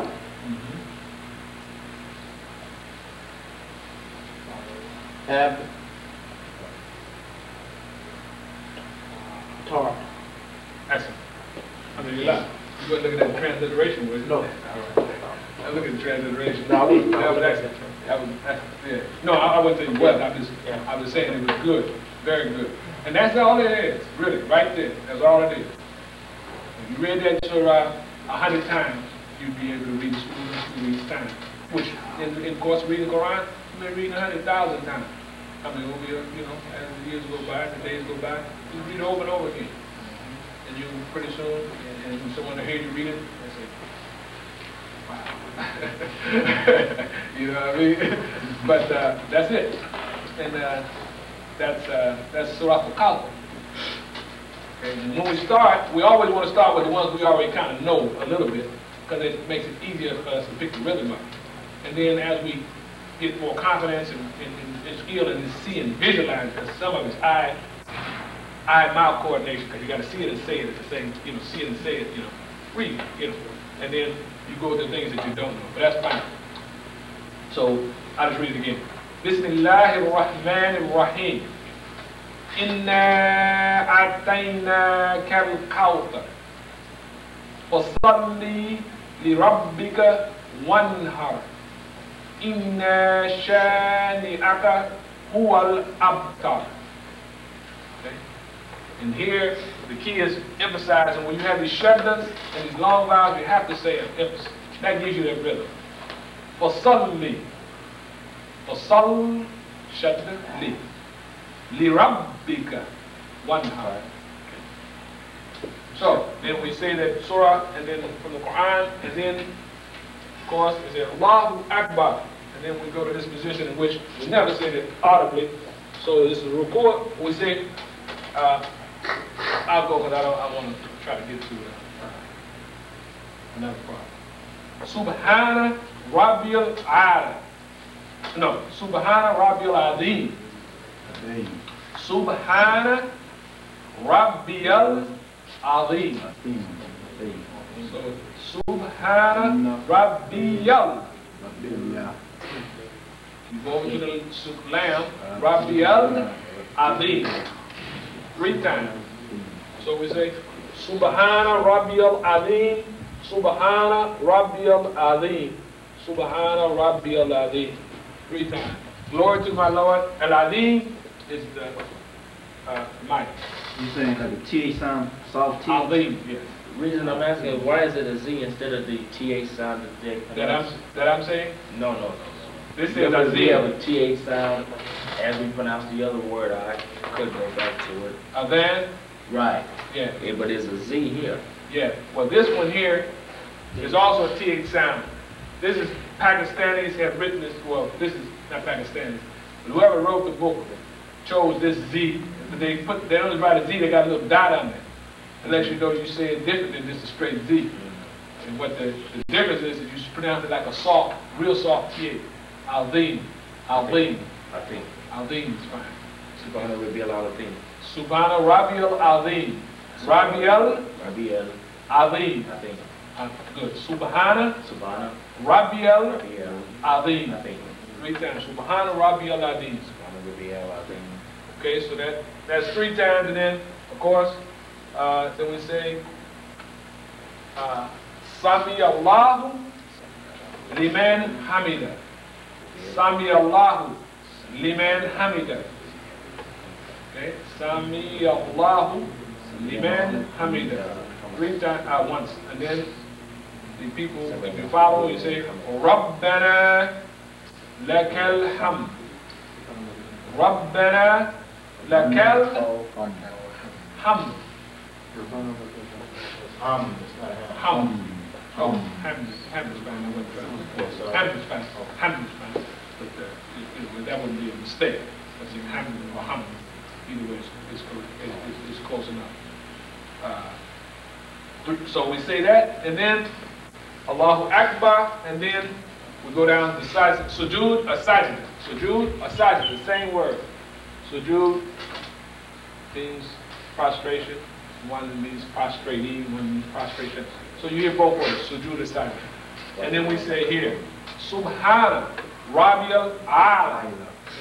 Subhana Rabbil Ala. Subhana Rabbil Ala. 3 times. And then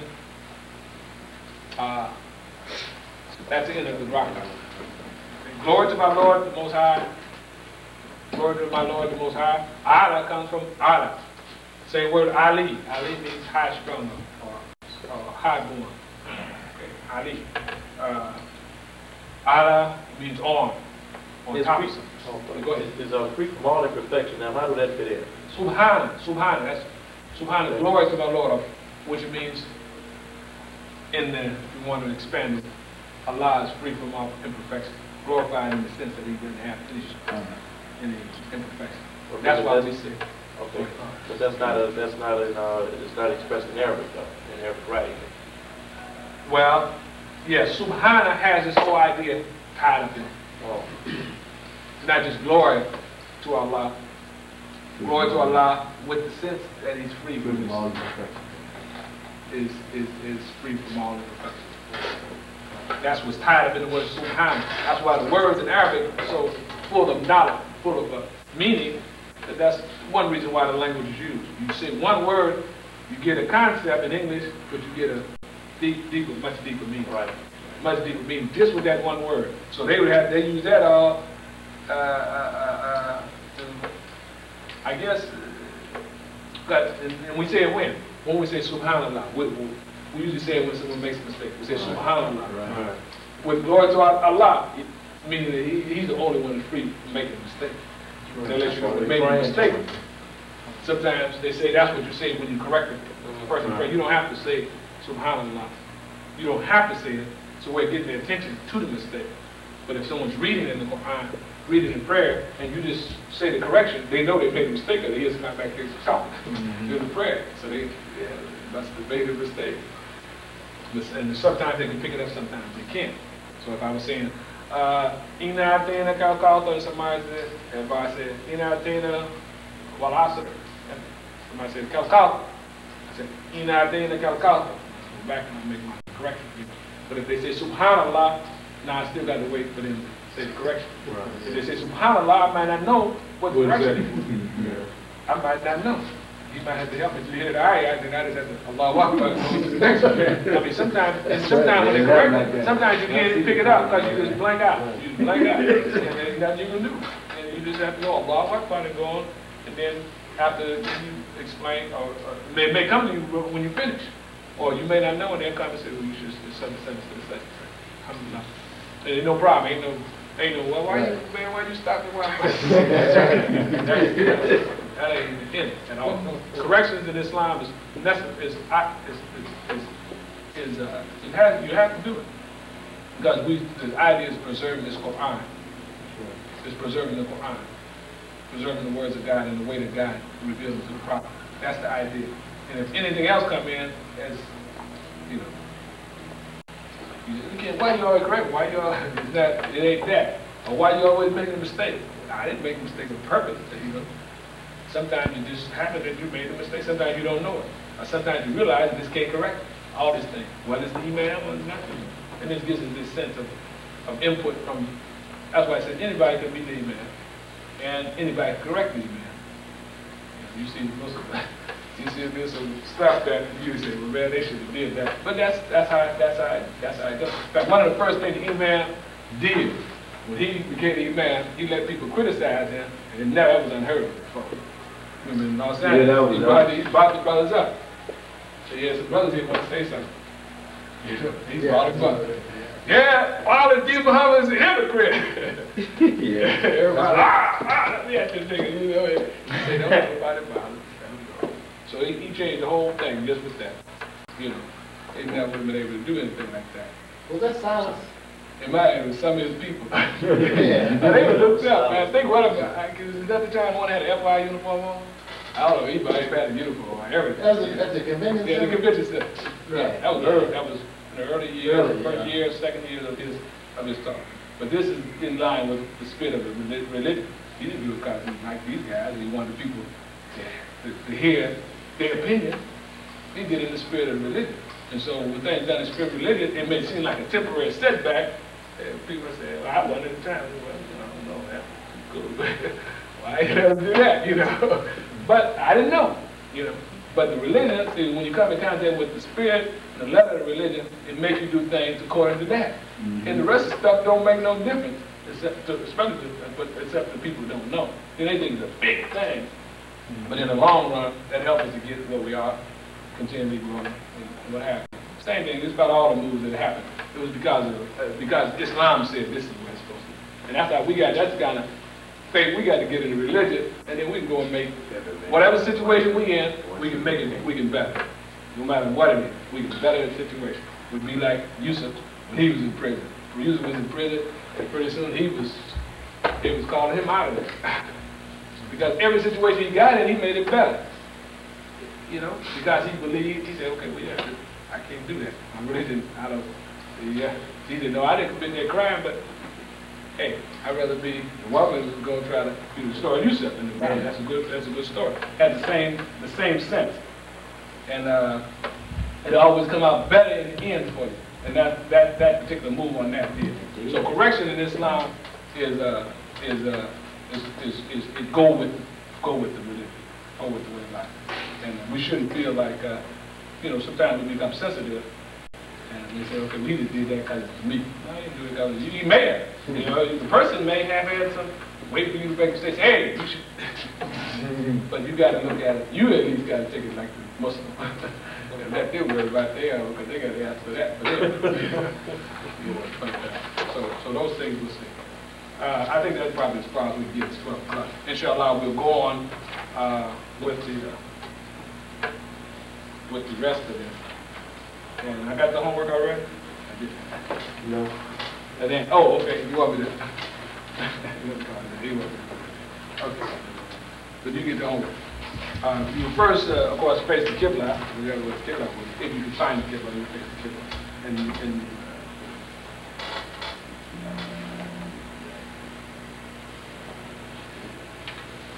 Allahu Akbar, Allahu Akbar. Allahu Akbar, Allahu Akbar. Ashhadu an la ilaha illallah. Ashhadu an la ilaha illallah. Ashhadu anna Muhammadan Rasulullah. Ashhadu anna Muhammadan Rasulullah. Hayya ala salah.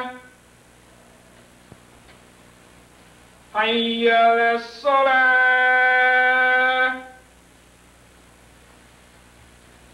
Hayya ala falah. Hayya ala falah.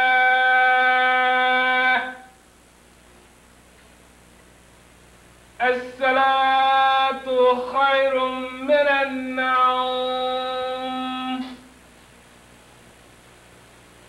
As-salatu khayrun min an-nawm. Allahu Akbar. Allahu Akbar. La ilaha illallah. And then after